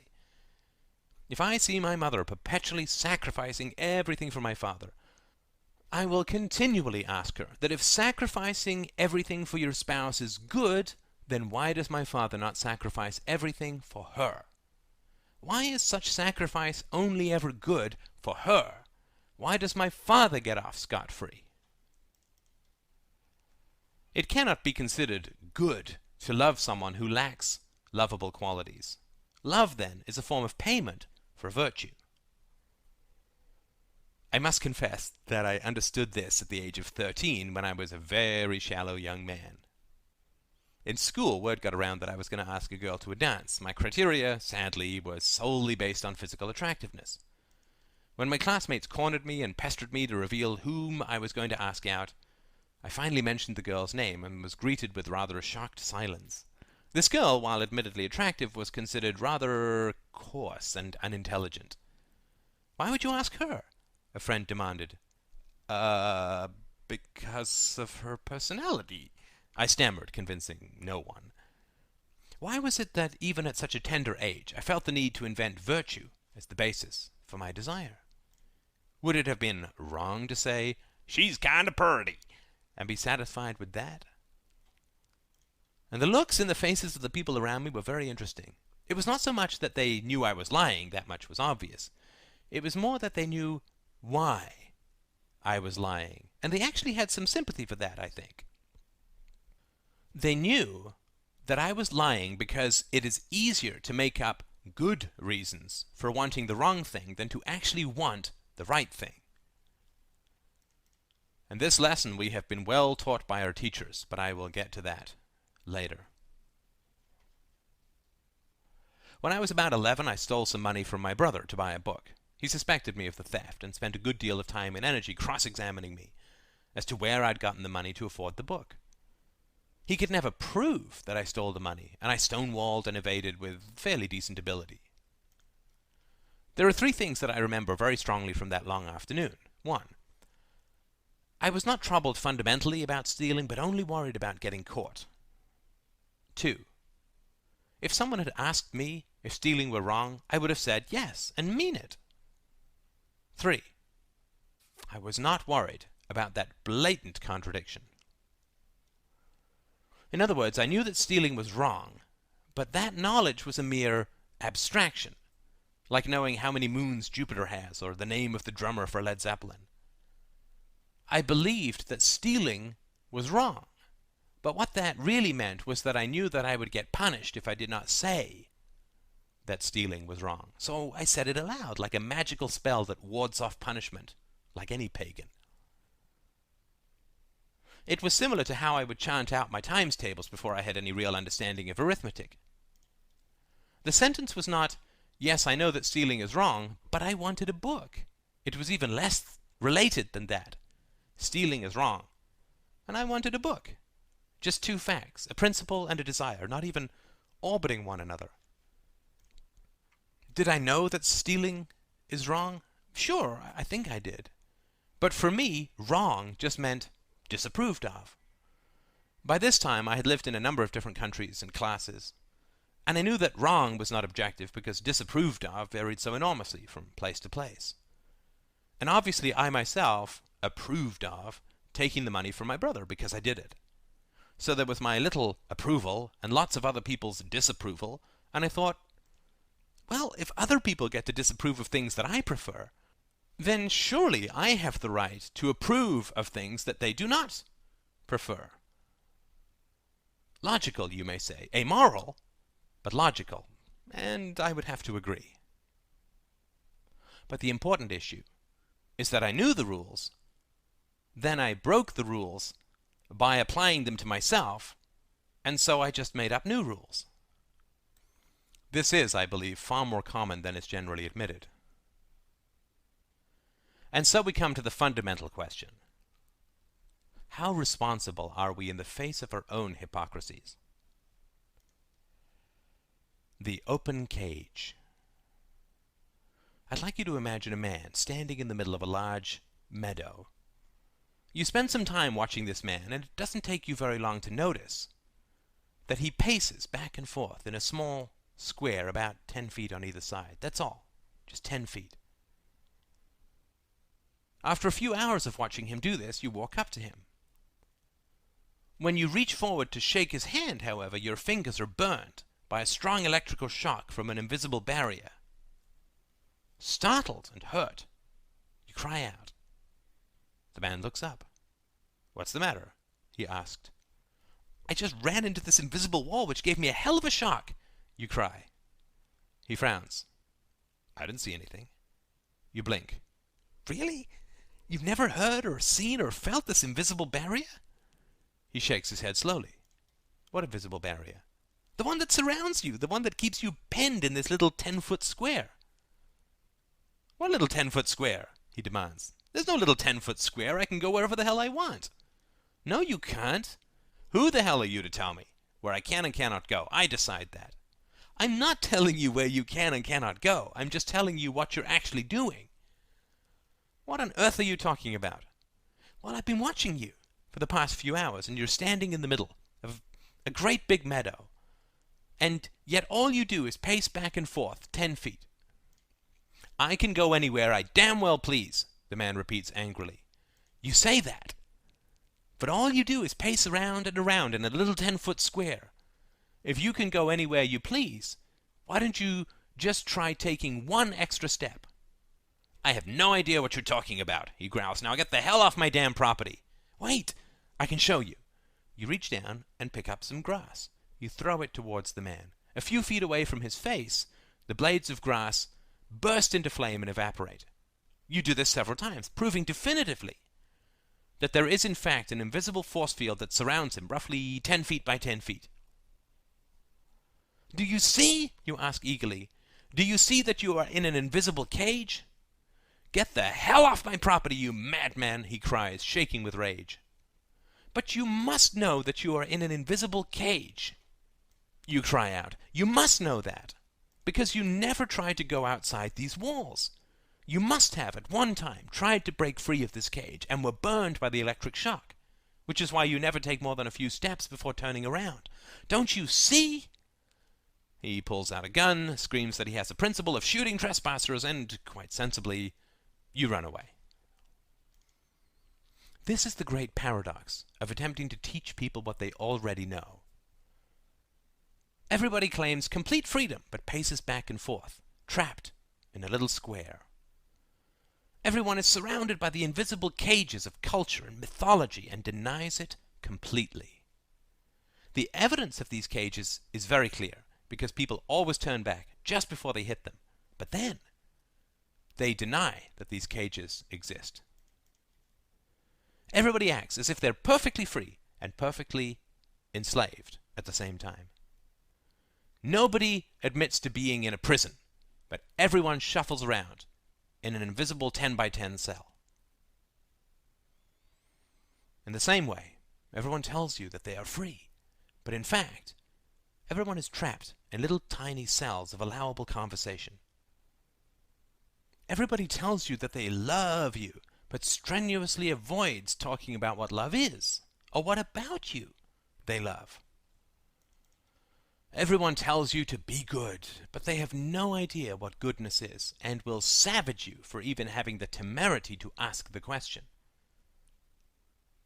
Everybody talks about the truth, but the real truth is that nobody can talk about the truth, what it is, how it is defined, how it is verified, and its value. Responsibility.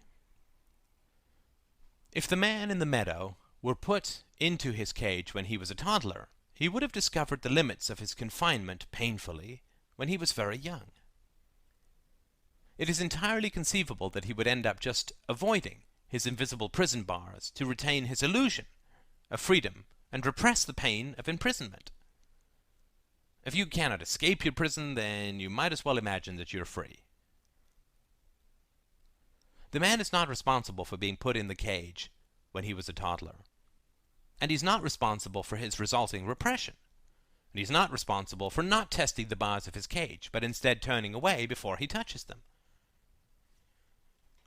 There are two things, however, that he is responsible for. The first thing that he is responsible for is denying clear and tangible evidence that contradicts his belief.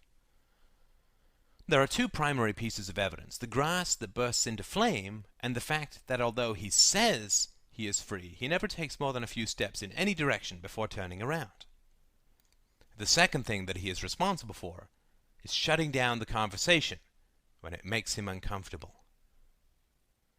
The essence of wisdom is learning the value of staying in the conversation, even when it makes you uncomfortable, especially when it makes you uncomfortable.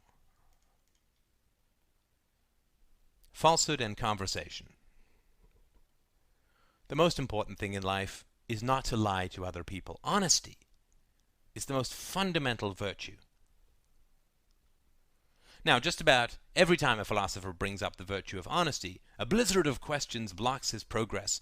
Questions designed to find the fuzzy areas at the limits of ethical behavior, such as, is it okay to lie if someone holds a gun to your head and demands to know where your wife is so that he can kill her? And this is all very interesting, but absolutely irrelevant to the world as it is.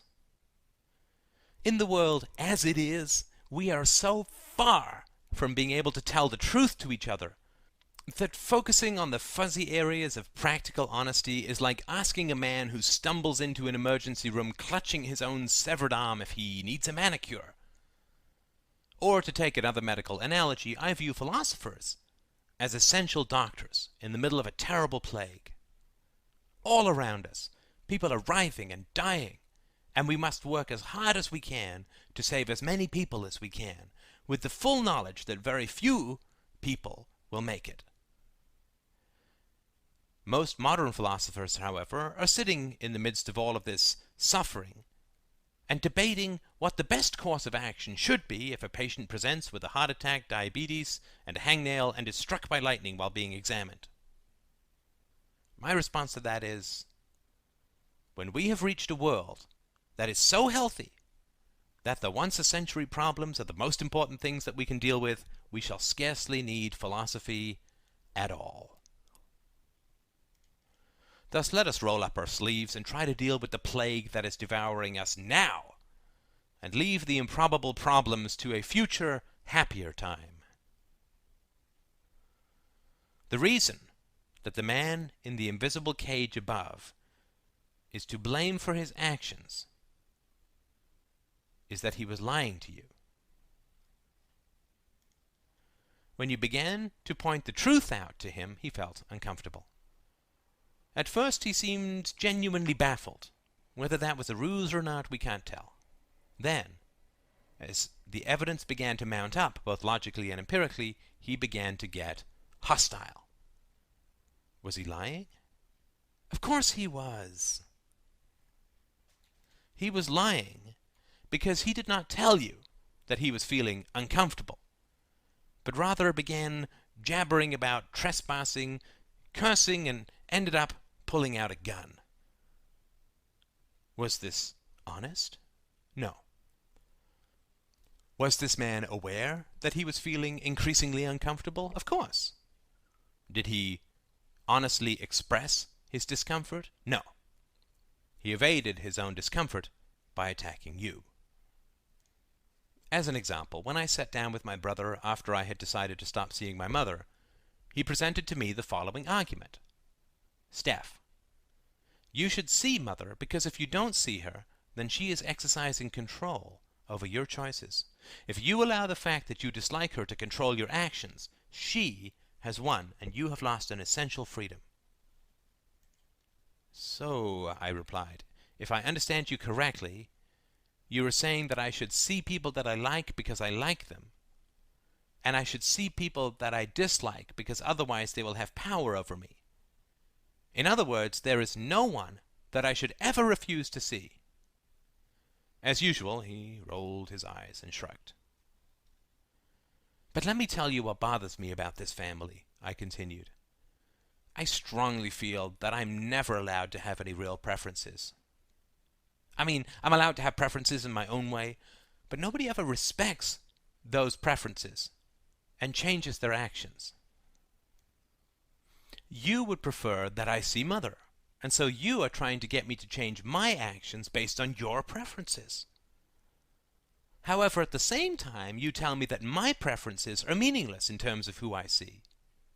But how can your preferences require a change in my actions, but my preferences should require no changes in my actions? Sadly, inevitably, the conversation was over at that point. It was clear to me, even at the time, that my brother was intensely uncomfortable with my questions. He telegraphed all the usual signals: pursed lips, eye-rolling, tight shrugs, and endless frowns. I felt a very strong resistance as I plowed on, and I asked my brother if he felt uncomfortable. He said that he did not. This was, of course, the key moment in our interaction. If he had been honest with me and told me that he felt uncomfortable, we could have talked about his discomfort and the ways in which that discomfort might have been affecting his position. By telling me that I was doing something wrong, when what was actually happening was that my choices were causing him discomfort, my brother was lying to me. He was, essentially, trying to manage his own discomfort by inflicting moral commandments upon me. He tried to appeal to my self-interest based on a vague higher standard, and when that failed, he disapproved of my resistance. My decision not to see our mother anymore created great anxiety in him because it opened up the possibility of choice, where before there had only been an absolute. This was an essential aspect of our interaction. I think that I will have had a long life if I live to be 100 years old. If, however, it turns out that technology can now allow us to live to be 200 years old, 100 years will no longer seem like such a long life. Where there is no possibility of reaching 200 years of age, we do not feel anxious if we fail to reach it. If there is no possibility of not seeing your own mother, then we feel far less anxious if we continue to see her, even if, deep down, we do not want to. However, the moment that somebody says, "I am no longer going to see my mother," this creates great anxiety within us, because a possibility now exists that deep down we really want, which formerly we thought was impossible. When I made my decision, my brother had two choices about how to best manage his anxiety. He could examine that anxiety and try to understand its source, or he could attempt to reduce his anxiety by manipulating me into seeing my mother again. When choice enters into our lives, where formerly we felt there were only absolutes, we feel anxiety. Because deep down we know that that choice always existed, but we have been told that it was wrong to think about that choice. Emotionally, this leads us back to our early traumas, through which culture was inflicted upon us, and thus to a deep and bitter criticism of our parents and teachers, bringing us right up against the invisible electric fence of mythological punishment. We really, really do not ever want to go there. If somebody breaks out of prison, you can either try and break out of prison yourself, or you can help the gods get it back into prison. The tipping point of the decision is what you decide to do with your own anxiety. If you decide to deal with your anxiety as an internal state related to your core beliefs, your history, your false allegiances to false virtues, then you will be catapulted through the entire cavalcade of growth that is the inevitable result of deciding to stop using others to manage your emotions. It is a sad reality that for most people, their prison doesn't feel like a prison until somebody tries to break out of it. The conclusion they leap to is that the person who has broken out of the prison is the one who actually turned it into a prison by the very act of breaking out of it. It's madness, of course, but all too common. When I sat down with my mother about 8 years ago, a very similar interaction occurred, just as you would expect. And, just as you would expect, she was much more efficient than my brother because she taught him. The fundamental conversation went this way. I said, "Mom, I feel that you don't listen to me."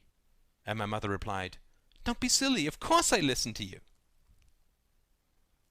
Do you really need any help figuring out the blatant contradiction in this interaction? I doubt it. Exploitation. If I am sick, and I need you to donate a kidney to me, I have 4 general choices. 1. I can tell you that I would like you to donate a kidney to me, with no expectation that you must do so. 2. I can decide not to ask you for a kidney. 3.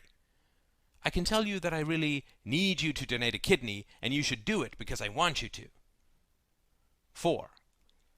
I can tell you that it is immoral to refuse to donate a kidney to me, and thus you are ethically obligated to give me your kidney, just as you are ethically obligated to pay back a loan. In the first case, I'm simply expressing my true and honest desire for your kidney. I'm not manipulating you. I'm not bullying you. I'm telling you what I want. My request is not a demand. And my request, fundamentally, is not for your kidney, but for you to understand that I would like your kidney. This is a crucial difference, which is so easily overlooked.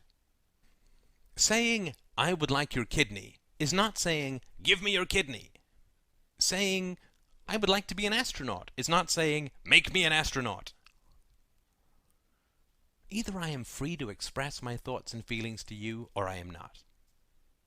If I am free to do so, then of course I must be free to express what I would prefer you to do if that is what I think. If you interpret my preferences as commandments that you must comply with, then you will naturally prefer that I never express a preference. If you hate ice cream, but every time I said, "I like ice cream," you had to eat a bowl, you would obviously prefer that I not say, "I like ice cream" anymore. Because my desires enslave you, you must enslave my desires. The best and most terrible way to enslave another human being is to interpret his desires as commandments. If every time I express my preferences, you interpret them as commandments, then you must inevitably be led to controlling, minimizing, ignoring, or attacking my preferences. In other words, if my desires are commandments, then my preferences are attacks upon you.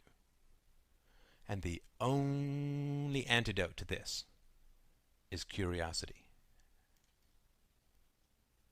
Curiosity.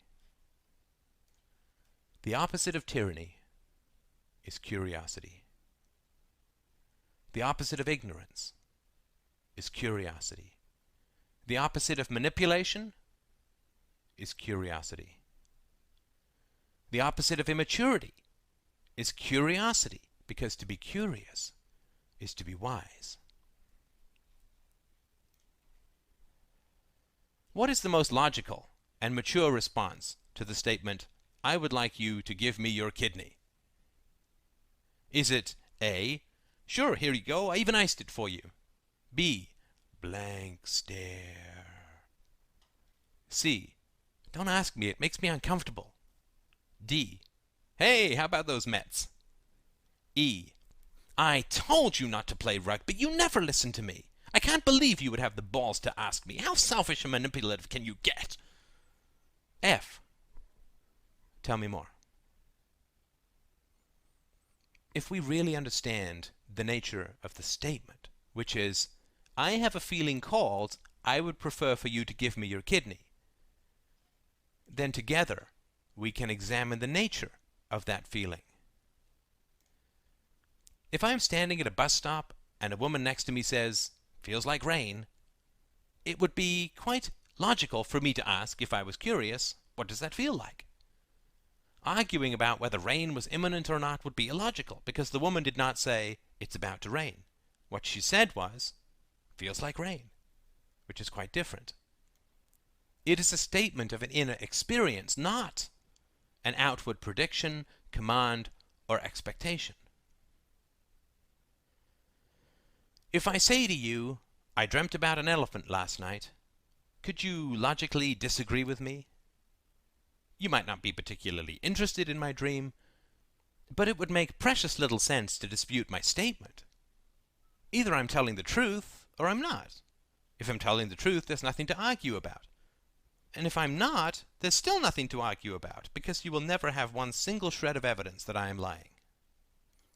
Thus, when I say to you, "I would like you to give me your kidney," it's the first three words that are important, "I would like," not the last four, "Give me your kidney." But everyone focuses on the last four, considers them bullying demand, and thus must spend the rest of their mortal existence managing and controlling the first three, "I would like." Statements of preference are just statements of inner experience. And if we care about the person who is expressing them, we will be curious about her inner experience. Thus, to extrapolate to something slightly more generic than kidneys, if you are doing something that bothers me, I have four general choices. 1. I can tell you that I am bothered by what you're doing with no expectation that you must change your behavior. 2. I can leave the situation. 3. I can tell you that what you're doing bothers me, and that you should stop it because it bothers me. 4. I can tell you that what you're doing is immoral, and you should stop it because it's wrong. Of course, if people in general were mature and wise, they would mostly choose what was behind door number 1. Occasionally, they would leave through door number 2 for a brief period if they were upset, but they would never open doors 3 and 4. However, the world is neither wise nor mature, and so children quickly learn that when adults are upset or anxious, it is the children's behavior that must always change. If my mother is anxious about me dating, the, quote, solution is for me not to date. If my father will be embarrassed by my absence from church, I must go to church. If my mother will feel embarrassed if I do not kiss my smelly old grandmother, it's pucker time. If my mother will feel mortified if I snatch a toy from another child, the solution for me is to, quote, play nicely. Of course, I really should not snatch toys. The problem is that my mother is not curious why I do so, but merely controls the symptoms instead of working to understand the cause. Attack. When I was 14 or so, I took a summer school course, desperate to get out of the mental gulag of public school as quickly as humanly possible. I had a brittle and belligerent male teacher who demanded that we show up on the dot at 8:30 a.m., but then would have us sit and read a textbook for the next 30 to 40 minutes of the class. He also showed really boring documentaries, spoke in a monotone, and was completely obsessed with JFK assassination conspiracy theories. Occasionally I would get very sleepy, and I would put my head down on my desk for a few minutes. I never fell asleep, but it certainly could have looked that way. After a couple of weeks of classes, I got up to do a presentation. Just before I began, this teacher held up his hand and ordered everyone to put their heads down on their desk. All the other children were pretty confused, as you can imagine, as was I. After a few minutes of bullying and ordering, all the children in the room put their heads down on their desks. My face was very pale, and I was alarmed, to say the least. When everyone's head was down, the teacher turned and literally screamed at me, "Do you see how it feels? Do you see how it feels when you're trying to teach people something and they put their heads down on their desks? Do you see how it feels? That's rude! Don't do that!" His veins were literally bulging out of his neck. And then, of course, he demanded that I deliver my presentation. What was going on here? The amazing thing about people who abuse children is that they really have no idea how the children actually see them. I knew that he had all the power, but it really was a very sad spectacle, and I got a very strong impression of a futile, self-loathing, and pathetic life. Perhaps they imagine that bullying children makes them look strong, but the degree of contempt that I felt and feel towards those who bully the helpless is almost beyond words, and I do not think that I am alone in that. When we think of the radioactive contempt that teenagers often have towards their parents and other authority figures, I think it's fairly easy to see that bullying children does not generate respect, any more than beating your wife generates love. Let's call this teacher Bob, since I have no idea what his name is after all these years. Clearly, Bob did not feel like a very good teacher, because a good teacher would look at an exhausted student with curiosity. I could be tired because I cannot sleep, or have problems at home, or have a hormonal imbalance, or some other reason that has precious little to do with his teaching ability. Or I could be tired because he is a boring teacher. If Bob shows no curiosity as to why I am tired, then he will never know why. If I am sick or stressed, and I was working 3 jobs at this point in my childhood, he might be able to help me in some way, or at least he will have established that it is not because he is a boring teacher. If he finds out that I am tired because he is a boring teacher, then obviously that can be painful. But I have absolutely no doubt that Bob would prefer to be an exciting teacher than a boring one. If he had invested the time to try and figure out, with me, why I was tired, then he might have been able to learn how to become a more exciting teacher, which would have been in line with his own values, and so made him happier. The truth of the matter, of course, as we have seen above, is that, deep down, Bob was absolutely convinced that he was a terrible teacher.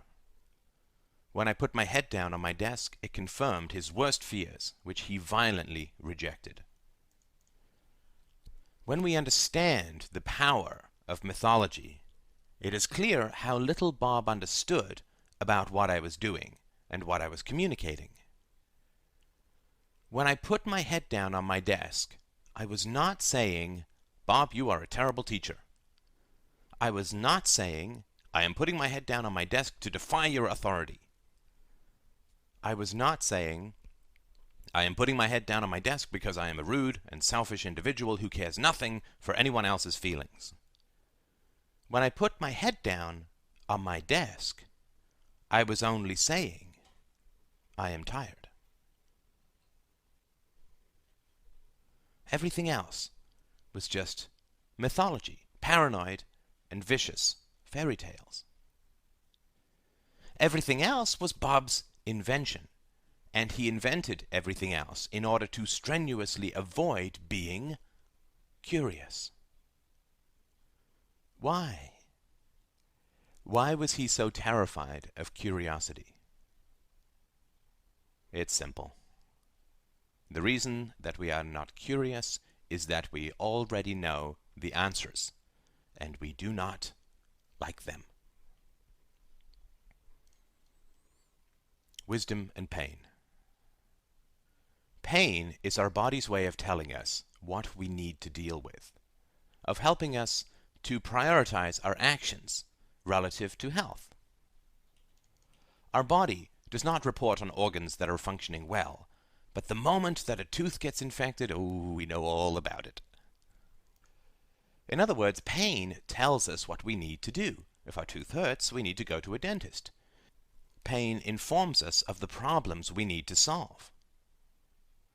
If we think of our life before anesthetics, it's easy to understand that we usually had to accept an increase in pain in order to become healthier. An infected tooth had to be pulled out.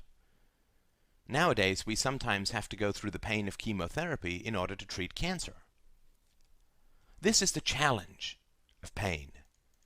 We do not like it, but often have to accept a temporary increase of it in order to become healthier. If I break my leg, it really hurts. That's why I stop moving it. After my leg has healed, to regain full strength and mobility, I have to endure the pain of physiotherapy. Injuries can also make us stronger. If I survive a heart attack, I may choose to lose weight, eat better, exercise, and so on. I may, in fact, be healthier than if I had never had a heart attack. Similarly, if I break my leg can end up stronger as a result of the exercise required to restore strength and mobility. Losing a tooth can generate a desire for better oral hygiene. There are several key differences between physical pain and psychological pain, however, which you really need to understand if you want to become healthier and happier in the long run. The first and most important difference is that psychological pain can be transferred from one person to another. If my tooth hurts, I cannot transfer my toothache to you, but quite the opposite is true for psychological pain, at least in the short run. If I feel anxiety about what you are doing, I can temporarily reduce that anxiety by forcing you to change your behavior, just as I can temporarily reduce the pain of a toothache by taking painkillers. The difference being that when I take painkillers, you do not feel my toothache. The transfer of psychological pain almost always occurs in a hierarchical relationship, such as parent-child, boss-employee, a dominant-submissive marriage, and so on. Helplessness and dependence, real for children, fantasized for adults, are required to be on the receiving end of this kind of parasitical emotional exploitation. This is the main reason why hegemonic or hierarchical power relations exist. We do not throw our garbage into a dump because the dump just happens to be there. The dump only exists because we need to throw our garbage somewhere. In the same way, we do not exploit people because they're helpless. We make them helpless in order to exploit them. Bob did not end up abusing children because he had power as a teacher. He sought power as a teacher in order to abuse children. Power does not create corruption. The desire to corrupt creates power. When we are in an agony of psychological distress, it is utterly counterintuitive to want to feel more of that agony, just as it is counterintuitive to want to pull out a tooth that already hurts or start chemotherapy when you do not feel sick. Yet that is precisely what is required if we wish to become healthy. If I choose not to go to physiotherapy after my broken leg heals, I am the only one who has to live with the resulting weakness and lack of mobility. If I choose to manage my anxiety by attacking the helpless, however, I gain temporary relief from my discomfort only by inflicting my distress on others. And this is how the entire system reproduces itself. In essence, by attempting to humiliate me so horrendously, Bob was attempting to infect me with the virus of abuse. Because he was not mature or wise enough to take ownership for his own emotions, he inevitably believed that I was the source of his anxiety. Since I was, quote, inflicting anxiety upon him, I was acting in a, quote, hostile manner, just as if I were injecting him with a poison. And thus his attack on me was a twisted form of self-defense. Furthermore, by inflicting his humiliation on me, Bob was demanding that I have empathy for his feelings. But if empathy is a value, why would he not have empathy for my exhaustion? Without a doubt, Bob had been ignored and repeatedly humiliated as a child, and forced to comply with the irrational whims of those who held power over him. The natural pattern-making habits of his brain thus created a universal commandment: you must obey those in power. Or, more accurately, disobeying those in power will cause you to be attacked and humiliated. There are three major components to the psychological agony that results from the establishment of this principle. The first is the shame and embarrassment that results from being humiliated. The second is the horror of being trapped in the power of those who act abusively. The third is the rage that results from being told that such abuse is actually virtuous. This is for your own good. When we are abused as children, we are put into a terrible predicament because we are utterly dependent on our abusers. A form of the Stockholm syndrome sets in, and we force ourselves to respect those who abuse us. This is an entirely sensible survival strategy because the horror of knowing that we will be under the abusive control of our parents for years to come would be too great for us to bear. Also, since we are punished for not showing respect, it is easier just to respect them rather than continually have to pretend to, which they will doubtless see through and punish. Furthermore, since abuse is always cloaked with self-righteous moral justifications, it is morally wrong to disobey me, we experience an existential horror. Because we know that our parents are using moral terms and our own desire for goodness to humiliate, control, and bully us. In other words, they use goodness in the service of evil, which is the worst corruption of all.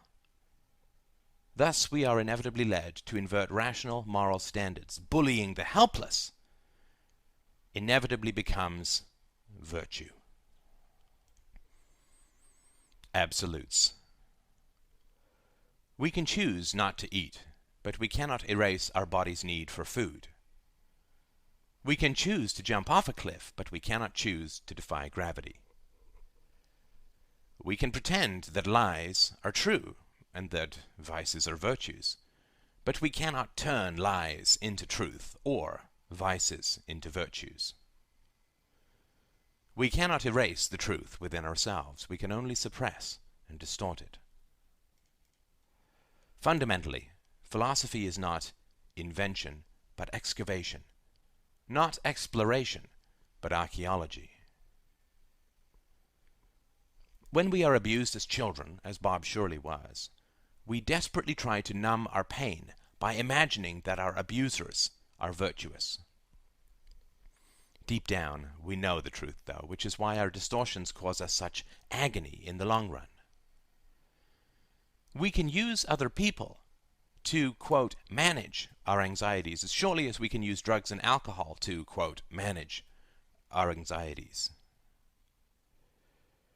The disparity between the mythologies we must invent in order to survive our childhoods and the reality we know to be true is the most fundamental source of our depression and anxiety. In other words, fantasy is the scar tissue of abuse.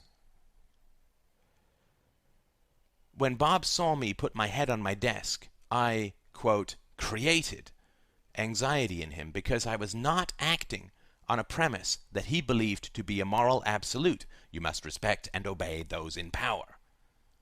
His hysterical reaction to my innocuous doziness resulted not because he believed that I should obey those in power, but because, deep down, he knew that it was in fact immoral to obey those in power, and because he also knew that if someone in power demands obedience, it is because that person is not moral. In other words, he avoided the pain of his own abuse by pretending that he was not abused, by pretending that his abusers were moral. He did this by transforming the control that was inflicted on him from a practical principle of obedience to a moral standard of perfection. Justification as prediction. Imagine that I live in England, and for decades I have been ranting about immigrants who do not take the time to learn English. How can you come and live in a place and never take the trouble to learn the language? It's disrespectful, it's rude, and it's cloistered. Anyone who wishes to be a decent citizen must take the trouble to learn the language. I publish countless articles on this topic, I make public speeches on it, and end friendships with those who disagree with me. In other words, I am really committed to this idea. Then imagine that I move to Sweden. I live in Sweden for a year, and then I come back to England for a visit. So, how's Sweden, you ask? Great, I reply. And how's your Swedish coming along? Oh, I haven't learned any Swedish, why would I? Would that surprise you? Would you feel that I was being rather hypocritical?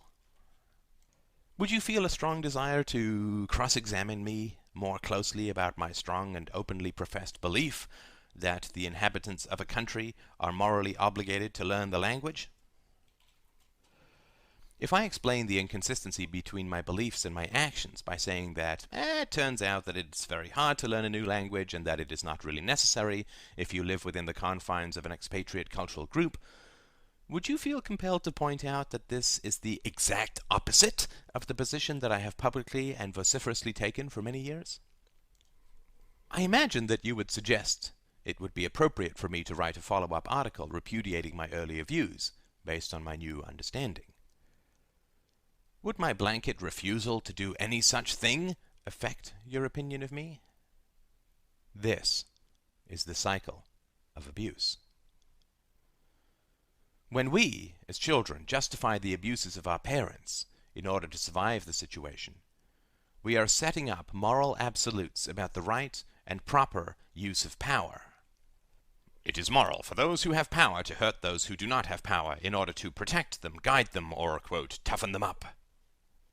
This is how we justify and survive the harm done to us.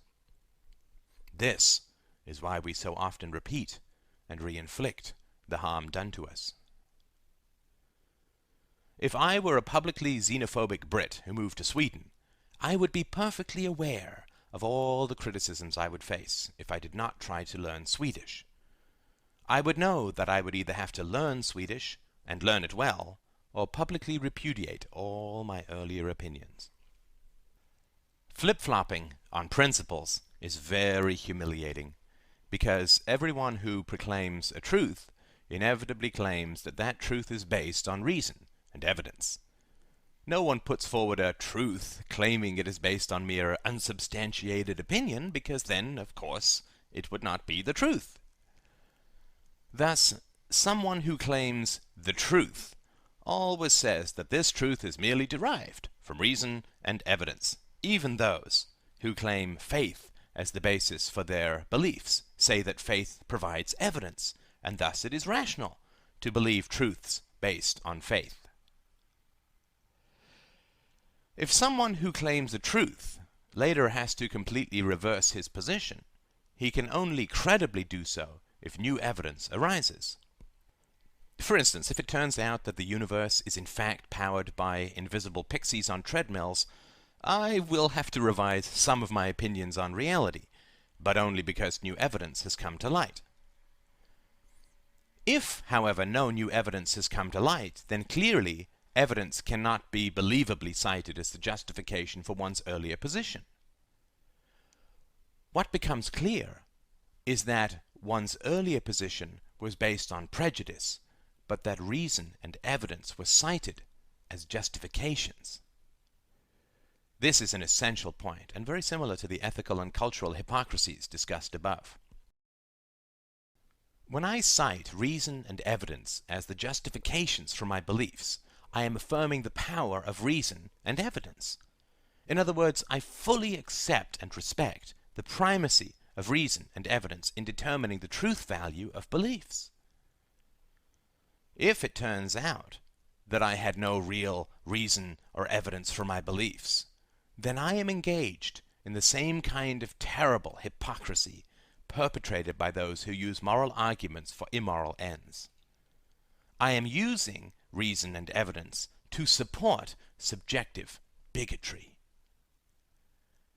This hypocrisy lies at the root of my public and private pronouncements regarding truth. If it comes to light that I have been using the values of reason and evidence to promote bigotry and prejudice, then not only have all my prior statements become worse than useless, but I stand revealed as a hypocrite, a fraud, and a manipulator. All my credibility is shot. All my prior statements become examples not of empirical truth, but of rank hypocrisy. Not good. This is exactly what happens when we maintain our childhood justifications for our parents' abuses into adulthood. If we believe that the abuse of power is moral, we will inevitably be led to abuse power. If I go to Sweden but do not learn Swedish, then I will have to lie and prevaricate, or pretend that I have learned Swedish, or am about to learn Swedish, and so on. Or I will have to enter the magical land of "this is just somehow different," which will inevitably require that I substitute aggression for consistency when questioned. We replicate what we praise.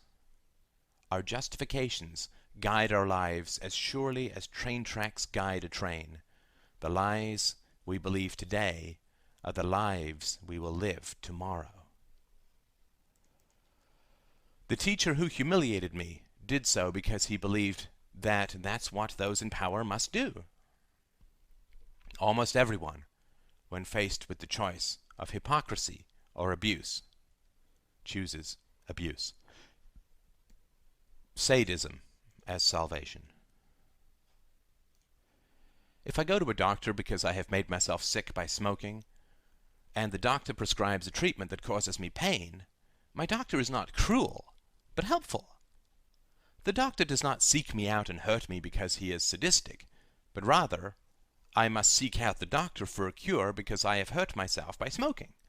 I should not resent the doctor for the pain of his cure, but rather thank him for his ability to help me. The doctor is not responsible for my pain. I am.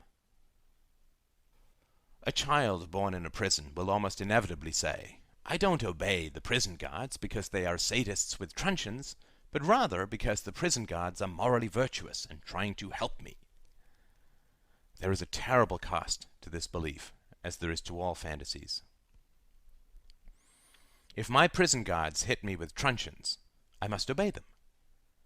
If I accept that I obey them because they hit me with truncheons, I feel terribly humiliated and helpless, but retain an accurate assessment of the situation. On the other hand, I can choose to reduce my humiliation by imagining not that I comply because I am hit, but rather that I am hit because I disobey. It is not my non-compliance with the God's whims that gets me beaten, but rather my non-compliance with moral virtues. The gods do not beat me because they are sadistic. I am beaten because I am evil. The gods are not responsible for beating me. I am responsible for being beaten. The gods are not trying to humiliate me. They are trying to help me, to make me a better person, just as the doctor is trying to help me by making me healthy again. Do you see how the agony of moral corruption can be transferred from one person to another? If my parents beat me, not because they are bad, but rather because I am bad, I can retain some sense of honor and control within an abusive and hopeless situation. If, however, I retain this fantasy after I become an adult, after I gain power over others, then my survival strategy will become exploitive destruction. The equation of abuse with virtue that formerly allowed me to survive now corrupts me. I have become what I originally feared and despised. Thus, when my actions conflicted with Bob's belief that it was virtuous to obey those in power, I created great anxiety in him and triggered his defenses by triggering all of his memories of being abused. I was creating a choice where he believed there was only an absolute.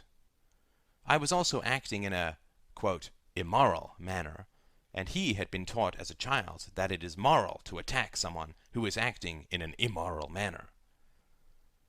Thus, to defend his fantasies about his parents' virtue, to ward off the growing anxiety and horror he felt about the lies he had to invent to survive his own abuse, to crush the freedom that I possessed and which he did not, to legitimize a false moral absolute, and, fundamentally, to both recreate his parents' abuse and to be the bad person his parents claimed him to be, all in order to justify their abuse, he attacked me. If I had never understood this, I would very likely have become Bob and passed along my own abuse. If I had taken Bob's abuse personally, I would have absorbed an agony that I would have inevitably inflicted on others, most likely children. But Bob's abuse had no more to do with me than my sleepiness had to do with Bob. He lashed out at me because he knew the truth deep down, but could not accept it. He tried to humiliate me because, in his own mind, one of us had to be humiliated, and I started it. He did evil in order to protect the, quote, virtue of evil. And it is time for us, all of us around the world, to stop. How to change. I was originally planning for this book to be longer, but as I reached this point in the text, I began to feel a growing anxiety, which was hard for me to understand. I thought it might be because I had started this book without a plan and was losing my way. As my wife and I reread the book, though, it was clear that it flowed quite well. Last night we went for a walk and discussed the content and form of this book. In just over 16 months, I have produced over 800 podcasts, so it's not as if I am anywhere close to running out of things to talk about. However, when you have been immersed in a discipline for a quarter century, it can be hard to remember what it's like starting out. I am now quite sure that my anxiety stems from a concern that a longer book would be too hard to digest. When you want to eat a dessert, 5 pies are not better than 1 pie. We will surely speak again, but I think that we have spoken enough for now. The ideas in this book will change your life if you think about them and act upon them. The purpose of philosophy is not thought, but action, just as the purpose of medicine is not treatment, but health. These ideas are in your mind now and will never go away. You will no more be able to unlearn these truths than you will be able to unlearn that 2 + 2 make 4. Thus, it is essential that your journey does not stop with reading this book. It is essential that philosophy be a conversation in your life, that you talk about your experience of these ideas with those around you, no matter how terrifying it is. This book is not a call to meditation, but to action. In a world full of falsehoods, the truth will isolate you if you do not stay in the conversation. So, go and live the truth by speaking the truth. Thank you so much for listening. For more information on philosophy, please visit Free Domain Radio at www.freedomainradio.com for free podcasts, articles, videos, and a thriving online community.